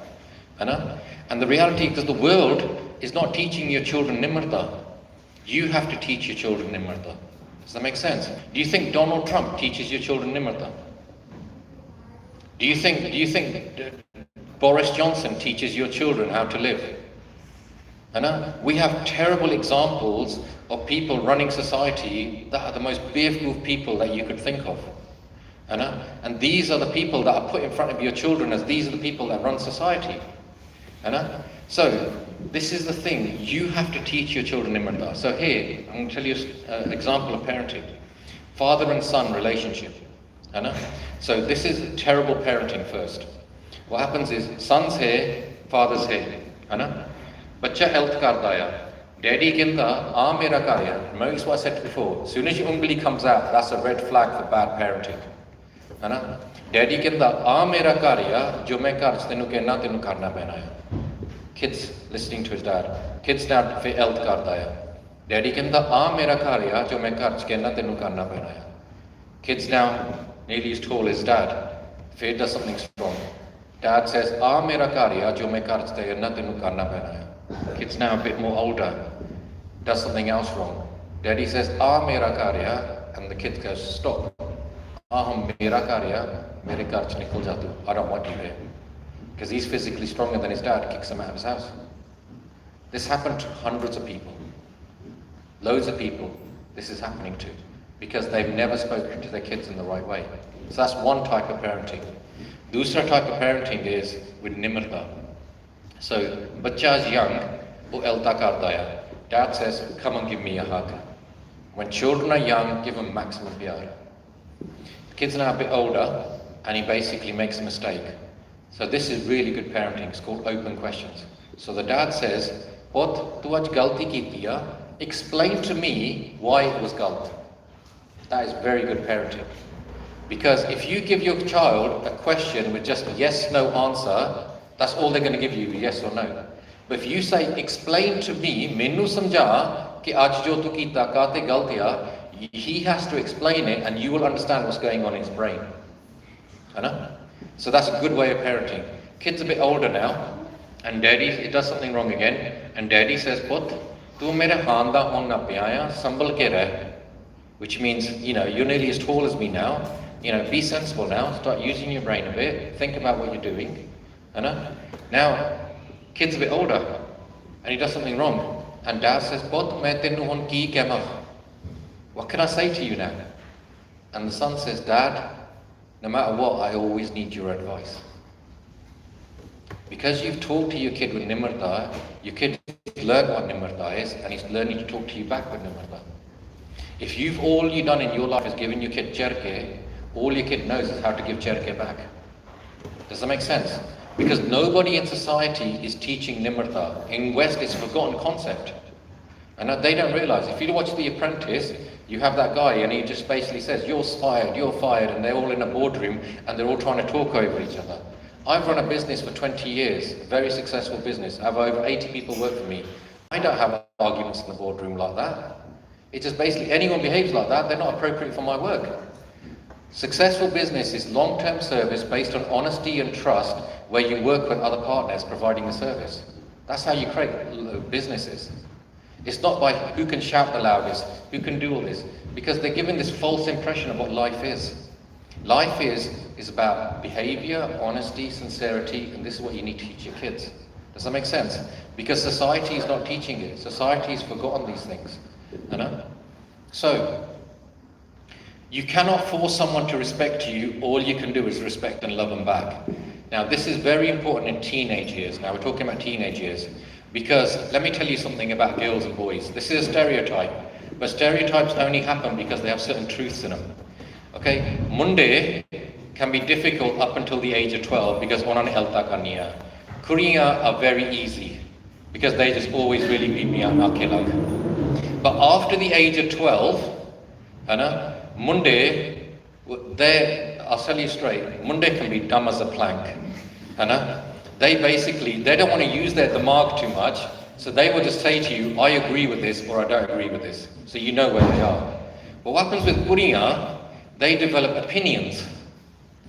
And suddenly your daughter's got full of these opinions. And then it's been, Mom, tu aida kate kar diya, you don't know how to do anything. Mom, tu aida kate kar diya, Mom, tu aida kate kar diya. And most mums, fikra jan, inu ki ho gaya?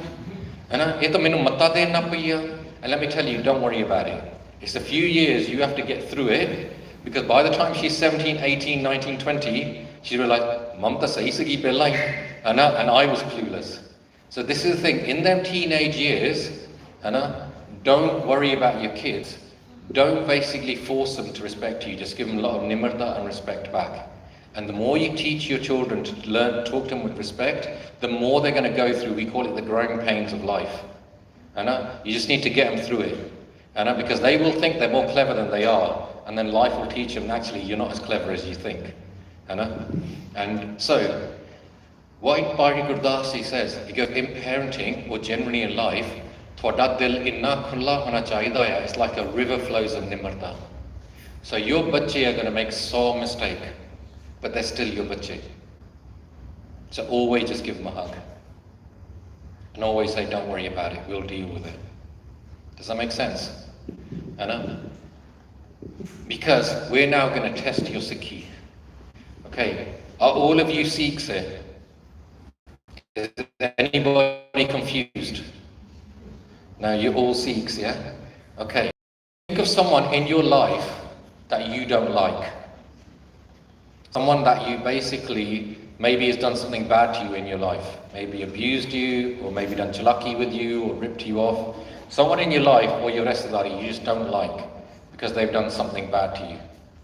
Okay? Some people are struggling. That's good if you're struggling. Believe me, there's a lot of people that have things bad done to them. If tonight you can still do ardas for them, then you're sick. If you can't do ardas for them, then you're not sick. Because if you can't do ardas for them, that means your hate is stronger than your love. But if you can do ardas for them, that means even though no matter how much bad they've done to you, your love is still stronger than your hate. Does that make sense? And these are the defining things in your Sikhi. So, today you've done the Sikh parenting course, and I'm talking to you about Narak Banana, Swarg Banana, Apne Ghar Nu, Apne Rishtedariyan Nu. So imagine there's someone in your Rishtedari that you've not spoken to for 10 years because you had an argument over something. So tonight, you might think, well, I'm going to call that person up. And you call that person up and you said, Baji or Benji, we haven't spoken for 10 years. It's probably my fault. Show some nimarta, it's probably my fault. But I think we should talk to each other. I think our kids should get to know each other. And maybe that person's a nice person. They think, you know what, thank you for calling me. It's really good to see me on the phone. And maybe we should get along. You know, that happened 10 years ago, and now we should move on. And if you do that, ਤੁਸੀਂ ਆਪਣਾ ਲੇਖਾ ਥੋੜਾ ਜਿਹਾ ਸਾਫ਼ ਕਰਦਾ and you solved a problem in your ਰਿਸ਼ਤੇਦਾਰੀ. Do you agree? Let's say that person's not like that. ਉਹ ਤੁਹਾਨੂੰ 5-6 ਮਾਂ ਭੈਣ ਦੀਆਂ ਗਾਲਾਂ ਕੱਢ ਲਵੇ ਫੋਨ ਤੇ. Or you said this to me, that, or this happened, this happened, this happened. That person's still got their problem. But let me tell you one thing you've just done for yourself. ਤੁਸੀਂ ਆਪਣਾ ਲੇਖਾ ਸਾਫ਼ ਕਰਦਾ. And this is very important in life. Most people never clean their lekha as they go along. And because they never clean their lekha, it builds up as their life goes. And jira siyana gur sikhya, if he's done dukh to someone or anything else, they clean their lekha as they go along. So they never let it build up. So let me explain how this works. So let's imagine Mayor Baji, I don't like Baji for some reason. He's a nice guy, but let's imagine I don't like him. I go to the Gurdwara, in front of all the Sangat, main panshe gala kattiyan. And he's a really Gurmukh person. He says, koi nahi Baji, sat bachan. And I said, changa banda yaar, main ta eda besti karti Sangat de samne. So, whose besties happened? Is it his or mine? Mine? So let's look at this. I said to him, Gala in Sangat. So I've got all this Mare Karma come on top of my head. He's a Gurmukh. He said Sat Bachan. So he has no karma come on top of his head. But you know all the Sangat? Agge hundi si Sangat, jehdi kendi hundi si Gurdwara ch nahi cheezaं chahidiyan. Stop it. Now hun Sangat ya jehdi kendi tamasha hai. So they go home and say, ਤੁਹਾਨੂੰ ਪਤਾ ਅੱਜ ਗੁਰਦੁਆਰੇ ਕੀ ਹੋਇਆ? ਉੱਥੇ ਲੜਾਈ ਹੋਈ ਆ, ਉਹਨੇ ਉਹਨੂੰ ਗਾਲਾਂ ਕੱਢੀਆਂ, ਉਹਨੇ He's got no karma on his head because he's a Gurmukh, and all this Sangat is by talking about it. Does that make sense? And this is what happens in life. Because weak people revenge, strong people forgive, intelligent people ignore. So I do seva in multiple groups around the world, and people say to us, how do you run a business? How do you have all these children? How do you do all this stuff? How do you still do all this seva? Let me tell you the secret. I don't waste my lifetime with beevkoofs. You will always find people that will want to have an argument with you over the most stupid thing in a Gurdwara. I don't have time for it. I have made a decision in my life. I'm only going to do positive things with positive people. I don't waste my time with toxic people. And as a result, you become really successful in life and you enjoy life. Does that make sense? Because weak people, if something's happened, they will always want revenge. So they get caught up in all that tamasha and toxicity. Strong people, they'll say, forgive, it's okay. When it gata, I don't need to bother with it. Intelligent people, I ain't got time for that. To see larna larlo, because I never argue with people, no one tries to argue with me now because they know anything they jawab nahi dena. And if someone wants to write something against me on the internet, I don't care. I'm not going to do jawab, but I can't bother with it. Someone's to have to say something to me about God, I don't care. I'm just got so many other Gurdwara to go and do talks in. You understand about life? If you constantly react to negative people, you're never going to finish reacting. If you want to achieve something in life, just be single-minded and just achieve it. Does that make sense? So, because asi saaryan ne likha dena hai, everything we're thinking, everything we're doing, and that thing's and oda dharam rai ko dena hai. And this is how karmas build up. So imagine, so today was Saturday, yesterday was Friday. So think about yesterday, how many times tusi jhoot bole? How many times you basically did something putta on your phone, like watching the wrong thing? How many times you did lie to someone? How many times you did chalaki with someone? Ja gusse na bolle? And some people say, many jhoot bolda, and you know that person in one sentence can lie twice. And because you all know there's people like that in society. But let's say to see bahut gurmukh people here, and it's only twice. 2 negative karmas yesterday. So that's quite hard, isn't it? Because a lot of people will do 2 in every hour. But let's say it's 2. So let's see how this works. If that's 2 in a day, that means in a week it's 14 negative karma. That means in a month that's 60 negative karma. That means in a year that's 1068 negative karma. That means in a decade that's 10,680 negative karma.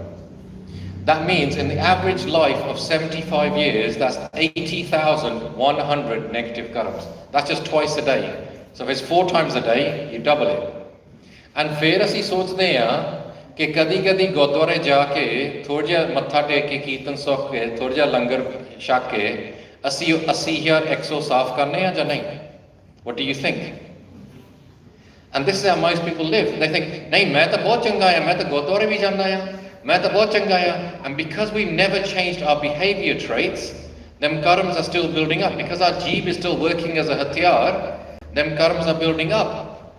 And Gurbani is telling us, Gurbani is saying you're an unconscious fool because you don't realize how many karmas on top of you, you're carrying on doing that behavior. You're carrying this load of sin. And this is how bad karmas build up. So this is a painting at Bangla Sahib Gurdwara where they have pictures of Shabads. So here's this person, he's an old man now, and this is the Jamdoots. His time of death has come and they're now pulling his soul out of his body. And on top of him, he's got that pand, it's called Papana Pand, of all them karams that he's now taking away in his life. So in there, he's got Hankar, Kurod, Moh, Lob, Vadiyai, Ninda, Chugli, Sharab, lustful things. All that stuff has built up over time. And now, all lekha de rahe hai. And this is most human beings on this earth. Because all naal di naal lekha saaf nahi karde. And so all of us are going to take this in when we leave this earth in front of Dharmarai. And that's why Gurbani is saying, Asank nindak sir kare par. We read this in Japji Sahib. That you've done all this ninda and it's there and you got all this par on top of your brain. And that's the whole thing. And Gurbani said, continuously using our jeeb as a tiyar, I see we're putting more and more of this thing on top of us. And then people age quicker. And you say, some people say, oh my God, I'm getting wrinkles now. So they start getting oil of ulay and all this other stuff. The problem is not your skin. The problem is your soul. It's your soul that's aging you. It's your soul that's not happy. Because what happens is when you're young, everyone's happy. As life comes along, people get more and more serious. And sometimes people get to the stage where they stop smiling. And unless you're vain, you keep looking in the mirror. Most people don't notice. I'm not doing a depressing lecture, but you guys are looking depressed. This is what happens to people, is that your bar is getting so big, you stop learning to smile. But the Gursikhs, jiri bani parde all the time, jiri nadana likha saaf karde hai, they're basically becoming hasmukh because they're free from all of this stuff. Do you understand? Your soul needs nourishment. Your soul needs healing because life is dragging it down. So let me explain a story to you how this works. Are you guys okay? Learning things? So we were in Italy. There's 500,000 Sikhs in Italy. Did you know that? And it's the worst place to go if you're an immigrant. Because utte bhai yanga kam karna penda, mozzarella cheese and these big vats and work on the kids and everything. It's the worst place I've seen any Punjabi end up is Italy or Portugal. And so when you go there, there's massive Gurdwara and you'll have like sometimes 400 or 500, 1,000 people in the Gurdwara. There's so much population there. And we did a talk, me and Bhai Jagjit Singh, we did a talk there, and there's this big kabaddi player, built like a tank, and he said to us, Bhai Sahib, loved your talk, I've got to take Amrit, I want to take Amrit. And we said to him, Tikya, go to the next Amrit Jar, utte Amrit Shakla. And I ran sway the bit Jalja, utte Amrit Shakla. He went and got Pesh, he took Amrit. He comes back, taking Amrit, and he goes, I'm not going to go to the pubs and clubs anymore, jitte sare kabaddi players, tash, khelde, etc. He goes, I'm going to start going to the Gurdwara. And when he went to start going Gurdwara regularly, he realized that basically you have these big bate, because there's loads of sangat, bibiyan all struggling with these big bate, and he goes, well, I'm a strong guy, let me clean all the bate, let me clean all the patile. And he started doing seva in the langar hall. He's doing seva in the langar hall with all these bibiyan, they're all doing part, simran, and kadi gallan karde a, and gallan karde a, ਉਹਦੇ ਮੂੰਹ ਚੋਂ ਗਾਲ ਨਿਕਲ ਜਾਣੀ. And all the bibiyan like, ਹੈਂ? ਤੂੰ ਗਾਲ ਕੱਢ ਲੈਂਦਾ? ਉਹ ਵੀ ਗੁਰਦੁਆਰੇ ਦੇ ਵਿੱਚ? So the bibiyan phoned us up and said, ਇਹ ਚੰਗਾ ਸਿੰਘ ਆ, ਇਹ ਤਾਂ ਗਾਲਾਂ ਕੱਢ ਲੈਂਦਾ. And the guy's crying with us. So we say, Bhai Jagjit Singh say, ਉਹਨੂੰ phone ਤੇ ਲਾਓ. Let's talk to him. And we say, ਕਿੱਦਾਂ ਬਾਈ? ਤੂੰ ਹੁਣ ਅੰਮ੍ਰਿਤ ਛਕਿਆ ਆ, ਤੂੰ ਗਾਲ ਨਹੀਂ ਕੱਢ ਸਕਦਾ. ਸਿੰਘਾਂ ਦਾ ਕੰਮ ਨਹੀਂ ਹੈਗਾ ਗਾਲਾਂ ਕੱਢਣੀਆਂ. And he starts crying. He goes, Bhai Sahib, ਕੀ ਹੋਇਆ? ਨਿਕਲ ਜਾਂਦੀ ਆ. ਆਦਤ ਆ. ਅੱਗੇ ਮੁੰਡਿਆਂ 'ਚ ਕਰਦੇ ਹੁੰਦੇ ਸੀ, I don't know how to get rid of this adat. And we thought, ਬੰਦਾ ਤਾਂ ਚੰਗਾ ਆ, what are we going to do with this guy?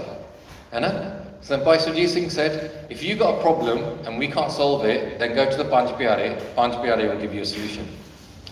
Next Amrit Shah, he goes to the Panj Pyare. Panj Pyare, he matha takes in front of them, and they said, Kidda bhai, why are you here? And he starts explaining, Gaal nikal jandi hai. I can't control it. I've been doing it all my life, but I want to be a good singer now. But nikal jandi hai. So the Panj Pyare think, Banda da changa hai. What are we going to do with this guy? So the Panj Pyare get together, they start doing Simran, huddle together, and then they come out, and they said, Theek ya, Singh ji, hon asi tenu ek hukum karna hai. Every time you open your mouth, it doesn't matter what you say, you have to say G at the end of it. Okay, so think about this. They say, whatever you say, you have to say G at the end of it. And that's Satbachan ji. And he basically matha takes and he goes, because he's just got a hukum from the Panj. So he's talking, everything he says, Hanji, Satbachan ji, Ji, everything he says, always saying the word Ji. And he's in the langar hall speaking to all the bibiyan, kei bari gaal bhi kaad lani, baat Ji kehta na. Bibi kehte, chalo theek hai, baat Ji ta kehta hai. It's alright. And then holi ki ho gaya, odi gaala kat diyan rahiyan, oda Ji vadda raya. And then when we go there now, they call him Hari the Ji, which means God's light. And they love him so much. He's like, hey, sing, inna gurmukh singya. And they love him. You change your words, you change your world. And this is about all of you in life. If you realize your whole interaction with everybody outside of you is your words. And if you correct your words, you correct all your interactions with everybody you're dealing with in life. Does that make sense? And your world is totally different. And this is the thing that nobody teaches us. And this is the secret to good life. Because if you have, Gurbani says, Ohi menu mitha lagda hai, jeri naam di gal karda hai. And Guru Sahib says, Sada khana, sada penana, sara sach hove. It's all from the words that we're using. So I'm rushing through this. So put your hands up if you're married. So this is your painting. This is a marriage. A marriage is not two people that get married in a Gurdwara and go on holidays. A marriage is two bodies and one soul. Two bodies and one soul can only become one soul if they getting up at Amrit Vela, inna simran karde, patake bajde ya Vaheguru de. And they become one soul. And believe me, you will get to a stage, I have with my wife, you don't often need words to communicate. Because you've done so much simran together, you can just know each other, what the other person's feeling. You know, you get to a realm where everything about you is become so nice and spiritual that everything is just right. Everything just falls in place. Because arguing is long gone. That's like way before. Because you're doing so much bhakti and simran together, you become like one person. Does that make sense? And you practically do it. Because living in the same house does not make you close to someone. Sleeping in the same bed doesn't make you close to someone. Being two bodies and one soul is when a husband and wife do bhakti together. So you should set that as a bar now. In my marriage, we're never going to argue. And you strictly stick to that. And the way you do that, ek jani nu chup hona pena. Ek jani nu chup hona pena. And then you have rational conversations. Because this is Sangat. This is another painting of Minbar Singh. I love this painting so much, I wrote a lecture on it. It's called Learn to Fly as a Gursikh. Because you have Sangat, in your life, everything is like ups and downs. Do you agree? You have good times and you have bad times. So your life generally is up and down, but your spiritual life is like this. Times you go into Sangat, back into Kaljug. Go to a camp, you're in Sangat, back into Kaljug. And same times you say to someone, Kidda Bhaji theek hai? Hanji chardi kala hai. You think, what chardi kala you, man? You sound like you're about to cry. There's no chardi kala about you. And this is why chardi kala is not like just words. Chardi kala is a spiritual state. So let me explain this. You will go ups and downs. The idea of marriage is when you're up and your wife is down there, you pull her up. And then when you're down and your wife is up here, you pull her up. And so both of you are now working as a team to find your sage. But the idea of ups and downs is that, like Gurbani says, it's like iron and gold. So when you're Sukhi, you're not so happy that you're Shraba bhi janne, Pangra bhi janne, and basically next day ultiyan kari janne. And then when you're Dukhi, it's not like you're just sitting on a sofa eating ice cream all the time, crying. It's like basically what Gurbani says, Sukh vele shukrana. So it means when you're Sukhi, just say thank you, Vaheguru, it's a good day today. When you're Dukhi, you say, don't worry, Vaheguru, I'm going to do Ardas, Maharaj, mera saath dain, tomorrow is a new day, start again. And then what happens is, but it says, Har Vele Simran. Har Vele Simran is, if you keep doing Simran, then what happens is your Sukh Dukh disappears. Because what happens is you be Sukhi and you say Vaheguru, and you're Dukhi and you say Vaheguru, and then holy, everything is Sage. Does that make sense? And suddenly you're out of this whole mindset, roller coaster of life, which most human beings are in, of up and downs. But if you keep doing Simran, after Sage, you reach another stage. This stage is now called Anand. Anand Piya Meri Mai, Satguru Mein Paya. So a person who's in Nand is a person who's out of Sukh and Dukh. He's gone beyond that, or she's gone beyond that. They've now found their stage, but they're still doing more Simran. So now they've found Anand. If you keep doing Simran after that, then you're in Chardi Kala. Does that make sense? So Chardi Kala is a really high spiritual state, but we've basically just used it as words. And so you have two types. You have Sanghati Abhyas and you have Gupta Abhyas. So Sanghati Abhyas is when you're in Sangat, you do Simran. And that's great. Loads of people do that. Kirtan Dabas, everything else. But when you're back home by yourself, when nobody else is there, are you doing Simran then, or do you just get your phone out? Because the people that just get their phone out, they're just doing Sanghati Abhyas, which is good, it's not bad, but you're going up and down, up and down. But the people that are doing their Abhyas by themselves, when no one else is looking, they are doing Gupta Abhyas. And the people that do Gupta Abhyas, is what they do is like, if you do something, it's like you're a baker, you bake a cake, so you bake the cake in Sangat, and then you eat a bit. You bake a cake and you eat a bit. That's what Sanghati Abhyas is. What Gupta Abhyas is, you bake a cake in your Gupta time, and then you go to Sangat, all you got to do is put a cherry on top. Does that make sense? And that's why when you go to a Rangswai, you find some people just sit there, and they'll be doing their Sanghati Abhyas. But other people will be physically sitting there, but they'll be flying. They're the people that do Gupta Abhyas. Because they're building it up all the time, and then Sangat is just takes them to the next level. Does that make sense? So, we're going to come to an end now. We're going to basically have 5 more minutes. I'm going to finish this section off, and then we're going to have a break, okay? Put your hands up if you're a mother. This is a painting for you. This is Kaljug. Kaljug near Aya.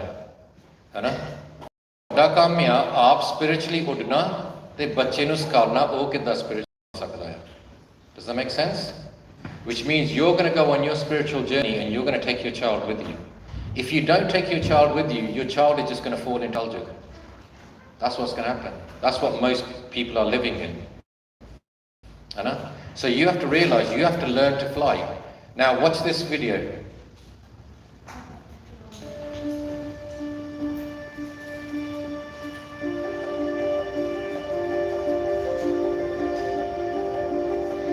These are birds. They're a family.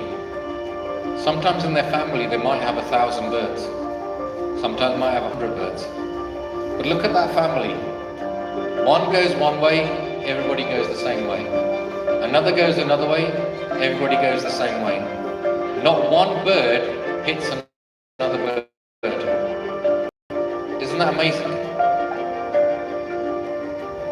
This is called having a family plan.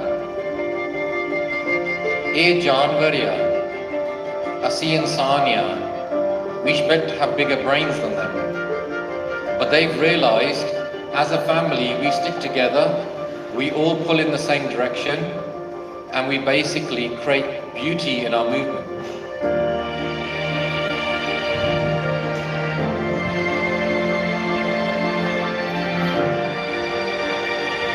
So it doesn't matter how many generations live in your family. It doesn't matter how many siblings.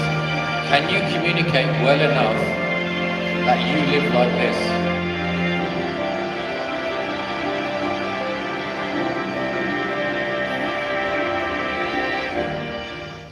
And so, or janvaya, and there's a couple of hundred and maybe 1,000 of them. Sometimes in our house we have 4 people and they're bashing with each other. They're arguing with each other. Sanu sharm auni chahiye thodi ji. We should be on a superior intellectual level. But this is the whole thing. So, pillars of your family.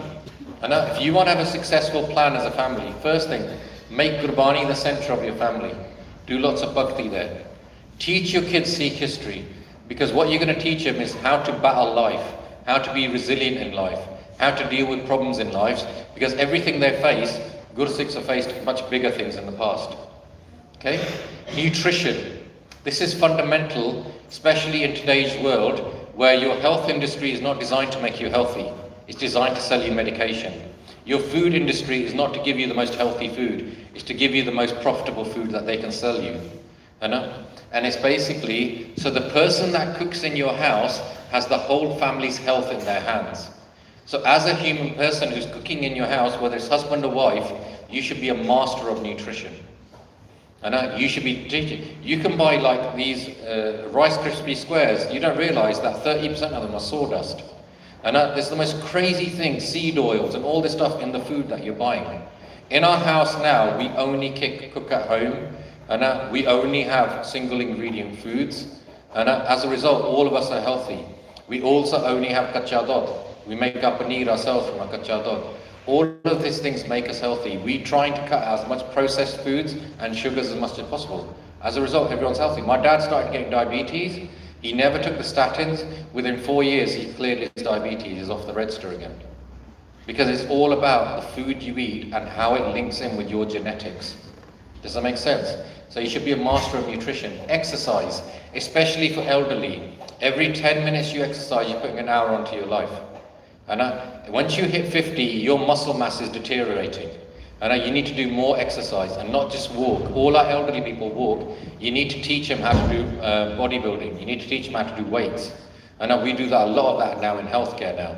It's basically you're putting, because as you're getting older, if your muscle mass is going down, all it takes is 1 day for you to be so weak that you fall and your knee and your hip has gone. And we've seen people, they're basically walking fine. A week later, they're fallen, they're in hospital, and then because they take 2 months to recover, they never get out of bed. They're stuck in a wheelchair, and then within 6 months, they're dead. And it's all because they didn't look after muscle mass. Amrit Vela. Amrit Vela is the essence of your house. It's the spirituality that comes from your house. Circadian rhythm. We're now learning more about this, and I'll talk this about part 3. Most of our bodies are mashed because our circadian rhythm is totally mashed. Bazurgs, they used to go to sleep when it's dark, they used to get up when it's light. They were totally imbalanced with their circadian rhythm. Asi raat nu telly dekhi jande aa ja phone te aa, swer nu uthde nahi hege, and your hormones in part 3, I'm going to explain how your hormones and the chemicals in your brain, if you're not asleep at certain times, why it's messing up all your bodies. Now BB are getting more gears than before on their faces. Bande, their heart rates are getting faster than before. And it's all of this, and it's because all our circadian rhythms are mashed. And we have to learn about this. Mental stimulation without dopamine. We're going to talk about this in part 3. Your kids shouldn't have dopamine. It's too much. And you need to think about how to create systems in your house to keep them away from it. Shastras, never be afraid of Shastras. We're a Qaum that's born from Shastras. All these Gori will say to you, a pen is stronger than a sword. Have you heard that? If a pen is stronger than a sword, why have they got nuclear weapons? What they're doing is taking your weapons away and then using them weapons to control you, so that all you can do as a population is just protest, and they don't care about your protests. If you want to be a Qawm that survives, you have to understand your knowledge of Shastras and understand all types of Shastras. And Kirtans is the beat of your soul. You need to use it to feed your soul. Okay? So, Antakal. Most human beings have 60 to 80,000 thoughts a day. And most people's thoughts are negative. That's why they get into depression. This is how your brain works. So what Guru Sahib says is, if you control the first one and the last one, and slowly all of them will start coming under control. So the first thing you do when you get up, it should be Waheguru. Dhan Guru Nanak, Dhan Guru Nanak.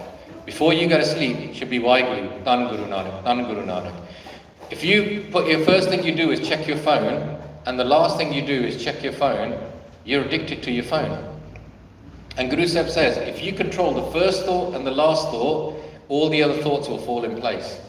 Simran, 360 Simran, this is what we're doing a lot. If you've got surround sound, put surround sound speakers in your house, and put Simran on at the lowest tone you can. So it says, Waheguru, Waheguru, Waheguru, and put it on so you can just about hear it in your house, and have it going on 20. Because what you're going to find is, so many times you're sitting in your house, where you've finished talking to someone or finished watching a TV program, and you're just in silence. And when you're in silence, you're going to hear that, Waheguru, Waheguru, and you're just going to sit there, you're going to start doing Simran. And then when you're asleep, you're going to be doing Simran. Your kids are going to be doing Simran, because it becomes the rhythm of your house. And you watch how quickly your whole house becomes so spiritual, just because you've got a 360 sound system that's doing Waheguru Simran. So it's a good tip for you guys. Okay? Waheguru? So, coming through here, we're going to finish this section with Shabd. Okay, this Shabd then now sums up this thing. So Guru Sahib here, Guru Nanak Dev is talking about behavior. So Guru Sahib says, the people that are greedy, their behavior is like a dog. They look at other people's wives, other people's house, other people's cars, and वो जीभ बार होती है कि मैं मेरे को आ जाए, है ना? This is his analogy. Then he says the people that jhoot, what bol they are, they're like road sweepers. They're covered in gandagi from all the lies that they tell. The people that do cheating and affairs, they're like just taking kacha mas and putting it in their mouth, because all they're worried about, they're thinking about is meat, you know? And slandering, the people that jeevnu hatya ranga bharteya, they're taking gand from the floor and putting it in their mouths. And the people that are angry all the time, he goes, they become patthar dil, like people that work in crematoriums. And he goes, I'm caught in all these swada and tastes. Now this is the central thing. Now a lot of people talk about Ret Maryada, and some people say this is my Jathibandi's Maryada, this is my Jathibandi's Maryada. As far as I'm concerned, every shabd in the Guru Granth Sahib is Maryada.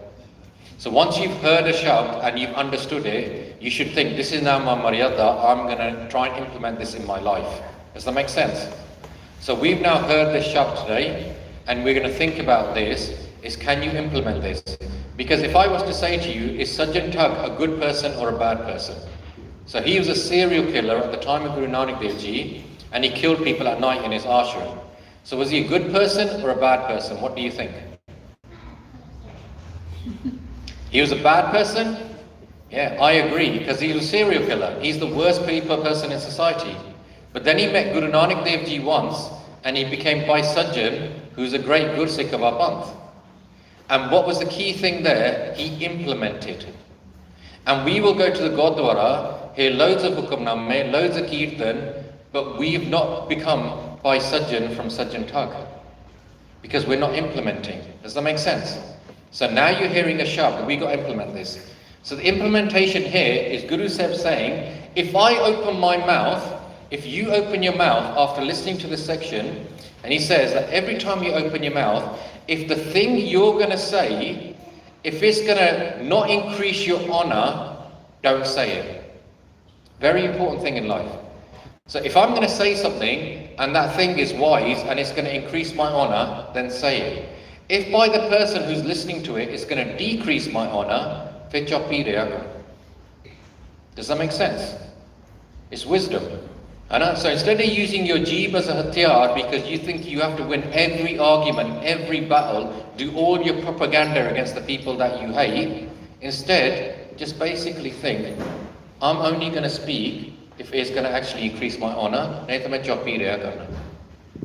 Only they are good, jira Dharamraj kenda good ya. So all of us might think we're really great Sikhs, we're really great human beings. But when you come to the Dharamraj and he says, nay, nay, nay, you've done all this putte kam, you've got all these putte thoughts, we have to give it likha there. It's only the Dharamraj that says we're good. Pleasures of gold, silver, women, pleasures of sandalwood, horses, our cars, soft beds, palaces, sweet treats, our big meals. Maharaj kehte inne swad ya, inne swad, naam di jagah kithe rahi. And this is what's happening in these Western comfortable countries. We're collecting nice cars, nice houses, nice holidays, nice meals. Naam di jagah kithe rahi. We've forgotten about how to do Simran. And then Guru Sahib says, only those words are acceptable when spoken bring honour. Ohi gal karo jide naal thwada satkar vade. And then Guru Sahib says, harsh words bring only grief. Je tusi duiyan galna karna thwanu dukhi hona, thwade life ja thwade karmi badne han. Does that make sense? It's what we've been talking about in this section. And at the end of it, Guru Sahib says, is to baad gal kan di lor ki hai. What else do I need to say? And it says, wisdom, honor and wealth will only be in the people whose mind is free from all this janjal, all this kales, and they have time to actually jap naam, because they're not caught in all the nonsense that other people are caught in. And Guru Sahib himself says, Guru Arjan Dev Ji, he goes, my ardas is every time I open my mouth, only mitte bol and sweet humility come out of it. And so, this is the key thing. If you look at the world with beautiful eyes, everything around you is beautiful. If you inside have pollution inside of you, when you open your mouth, only pollution will come out. And Nanak Naam Jahajya Jo Chare Sutre Par. So basically, if you create time in your life, listen to Kirtan and Naam, you will be the person not living in rough waters. Maharaj himself will take you to safer waters. So, now coming to the end, last few rules before we finish. Harsh rules on parenting. Number one, never hit your kids. Avoid harsh discipline. If you hit your kids will learn one thing, how to take a beating. They won't get any other. Instead, talk to your kids, give them gyan by communicating well with them. Number two, explain your rules and decisions. Explain to both, become a good communicator. मैं ता तेनू आ कहना because आ चीज़ां मैं चाहना तेनू सिक्खिया, that you learn these things. So learn to communicate. Number, also important on this is don't be over-parenting your kids. Many mothers do this. And if your child is 12 years old and you're still making your bed for your child, there's something wrong there. And some mothers will then like, eh? Because their kid will be 21 years old and they're still making his bed. And then oda biyah karna agge kuriyan nu kende si ine bhejda ko sikha liya nahi kuriyan nu, kuriyan kende mundiyan nu inu bhejda, inu bed bhi nahi banauni aunਦੀ. The reality is you do physical parenting up until the age of 12. After 12, you should do psychological parenting, which means you say to your children, you're now 12 years old, you can clean your own room, you can make your own bed. Je nahi banani, the gandagi ch rahe, but your first task of the day, even if you join the Marines, they say to you, your first task of the day is to make your bed. And that is, you do that task, you can go and do a next task. So don't over-parent your kids. Basically teach them how to do things. Treat your child with respect. Always talk to your kids with nimarta, even if they constantly push your buttons. Because kids are good at that. But after a time, they will grow out of it. Because they'll realize, mum and dad still love me. And so teach them, talk to them with respect. And I even say to them, if they get angry with you, you say to them, what? I'm talking to you with Sej. I want you to talk to me with Sej. And point that out to them. Be consistent. So basically, same rules for girls and boys. Don't be munde jo marji kan, kuriyan tusi bas, you have to be like these perfect things. No, it's basically munde and kuriyan, exactly the same rules. What you do matters. ਇਹ ਨਹੀਂ ਕਿ ਤੁਸੀਂ ਰਾਤ ਨੂੰ Tally ਦੇਖੀ ਜਾਓ ਤੇ ਨਿਆਣੇ ਨੂੰ ਕਹਿੰਦੇ ਤੁਸੀਂ ਰਾਤ ਨੂੰ ਟੈਲੀ ਨਹੀਂ ਦੇਖਦੇ ਤੁਸੀਂ ਗਾਲਾਂ ਕੱਢੀ ਜਾਓ ਨਿਆਣੇ ਨੂੰ ਕਹੀ ਜਾਣਾ ਤੁਸੀਂ ਗਾਲਾਂ ਨਹੀਂ ਕੱਢ ਸਕਦੇ. So what you do matters. Cannot be too loving. Okay, now this is really important because kei log kehte laad pyar na bagaad liya, hai na? That's wrong, hai na? Like we had this bibi in our Gurdwara in Slough, and she was saying, "Mera putt nahi sharab peenda, mera putt nahi sharab peenda." All of us saw him being drunk on the streets, hai na? Because she couldn't mentally handle it. And people say, "Inne laad pyar na," because she's not pointing out his faults, hai na? She's denying it. That is wrong. But what you should do is give your children maximum hugs. From especially young age, always hug your children, always give them PR. My kids are taller than me, I still go and hug them. They still come and hug me. And this is very good for you when you come into the house. And my wife has got a rule, when I come home, first thing the kids have got to do is whatever they're doing, they've got to stop and come and give me a hug. And if my wife comes in, they've got to stop what they're doing and come and give them a hug. Why is this important? Because we put into our kids, you've only got electricity in this house, you've only got food on the table because tera pe baar jaake kam karda hai. Teri maa jaake khana banaundi hai te kam kardi hai. Otherwise you wouldn't have this.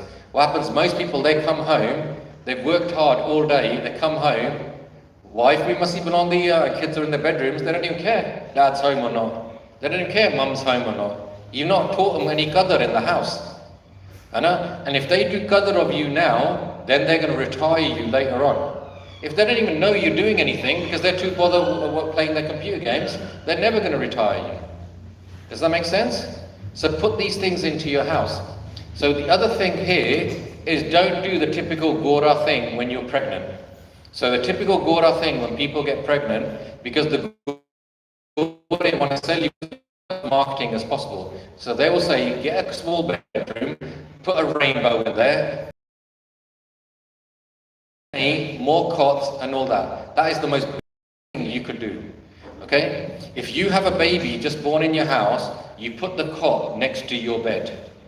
Okay? Never put the baby in your bed because your body temperature and the baby's body temperature is different and you'll get cot death.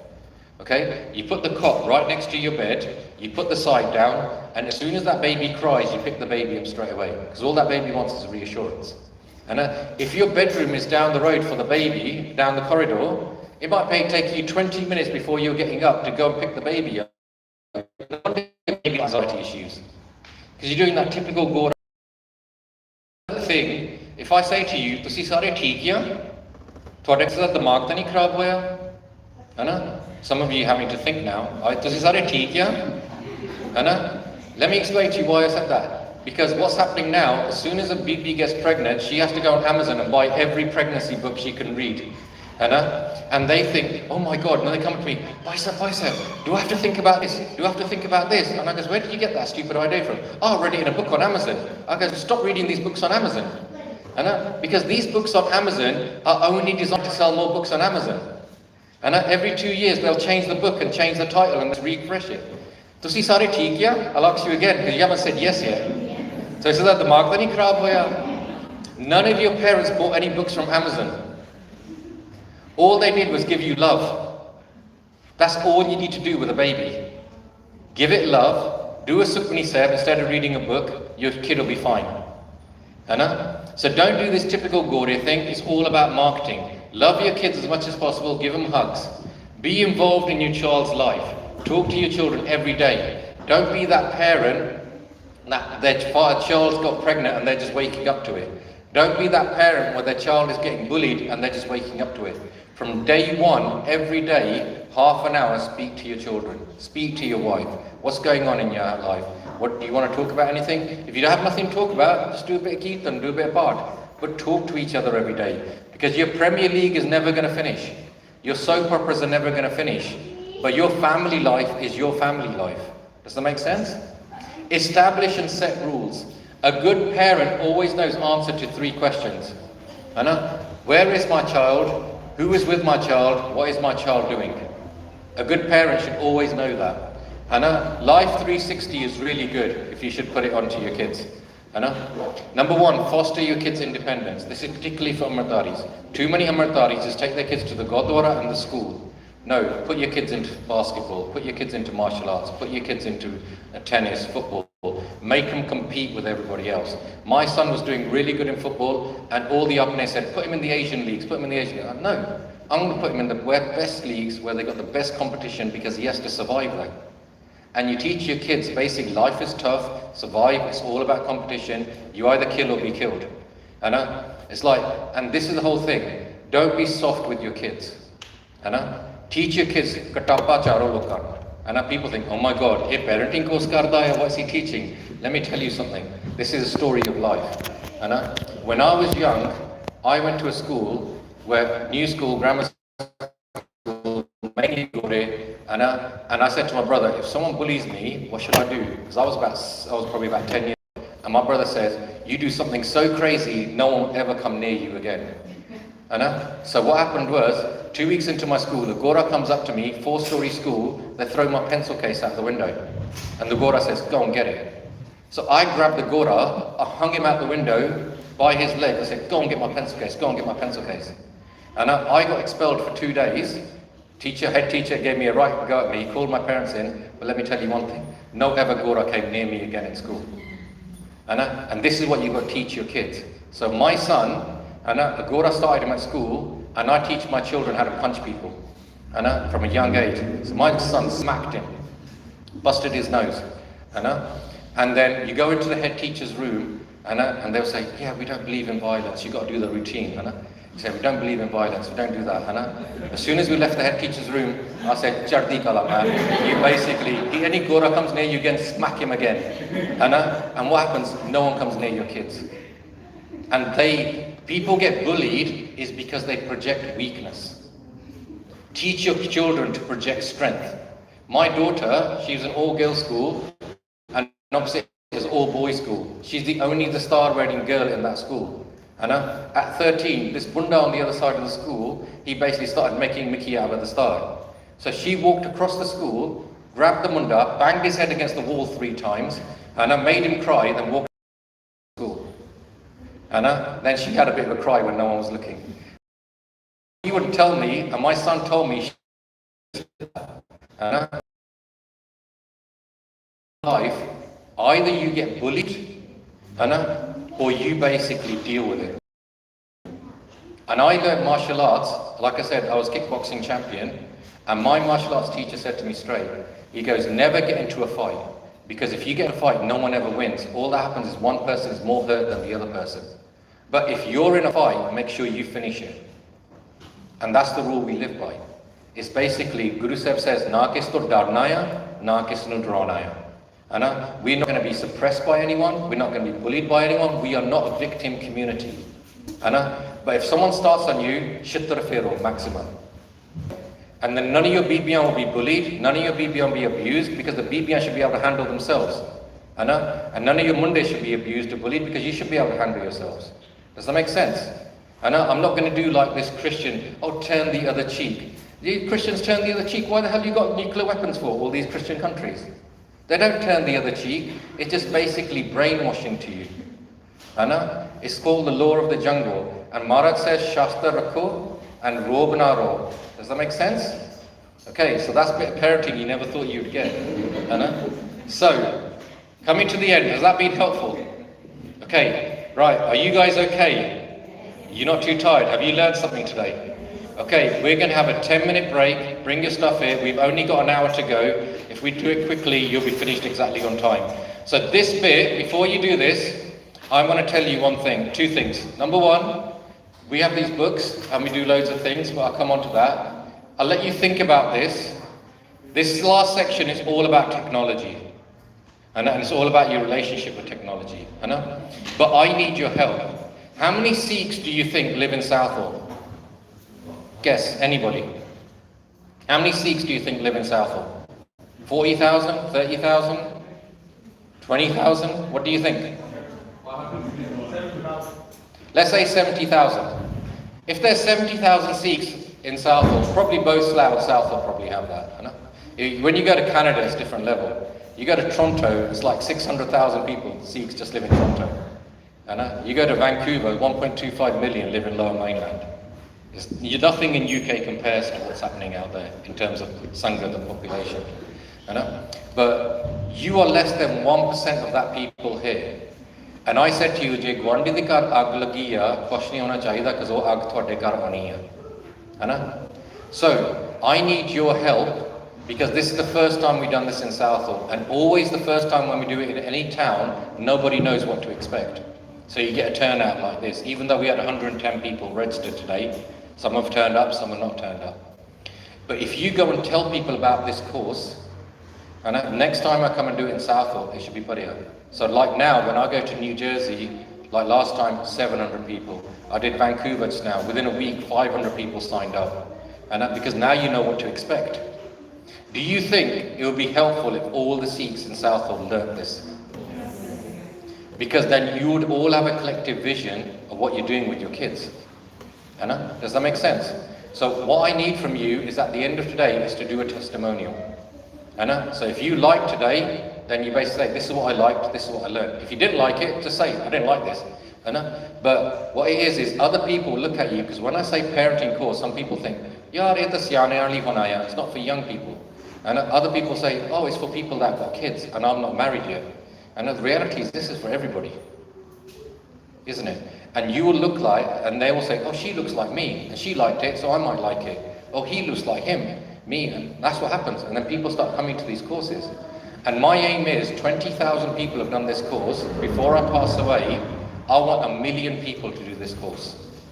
If 1 million young children in our Panth are growing up with really spiritual lives and good Sikhya, our Panth is a totally different place.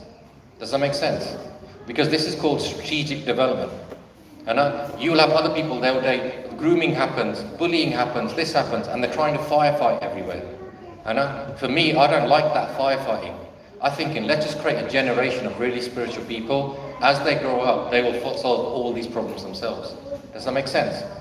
Okay, so go and have a break, stretch your legs, then come back, and we're going to do last section, and then you'll be done.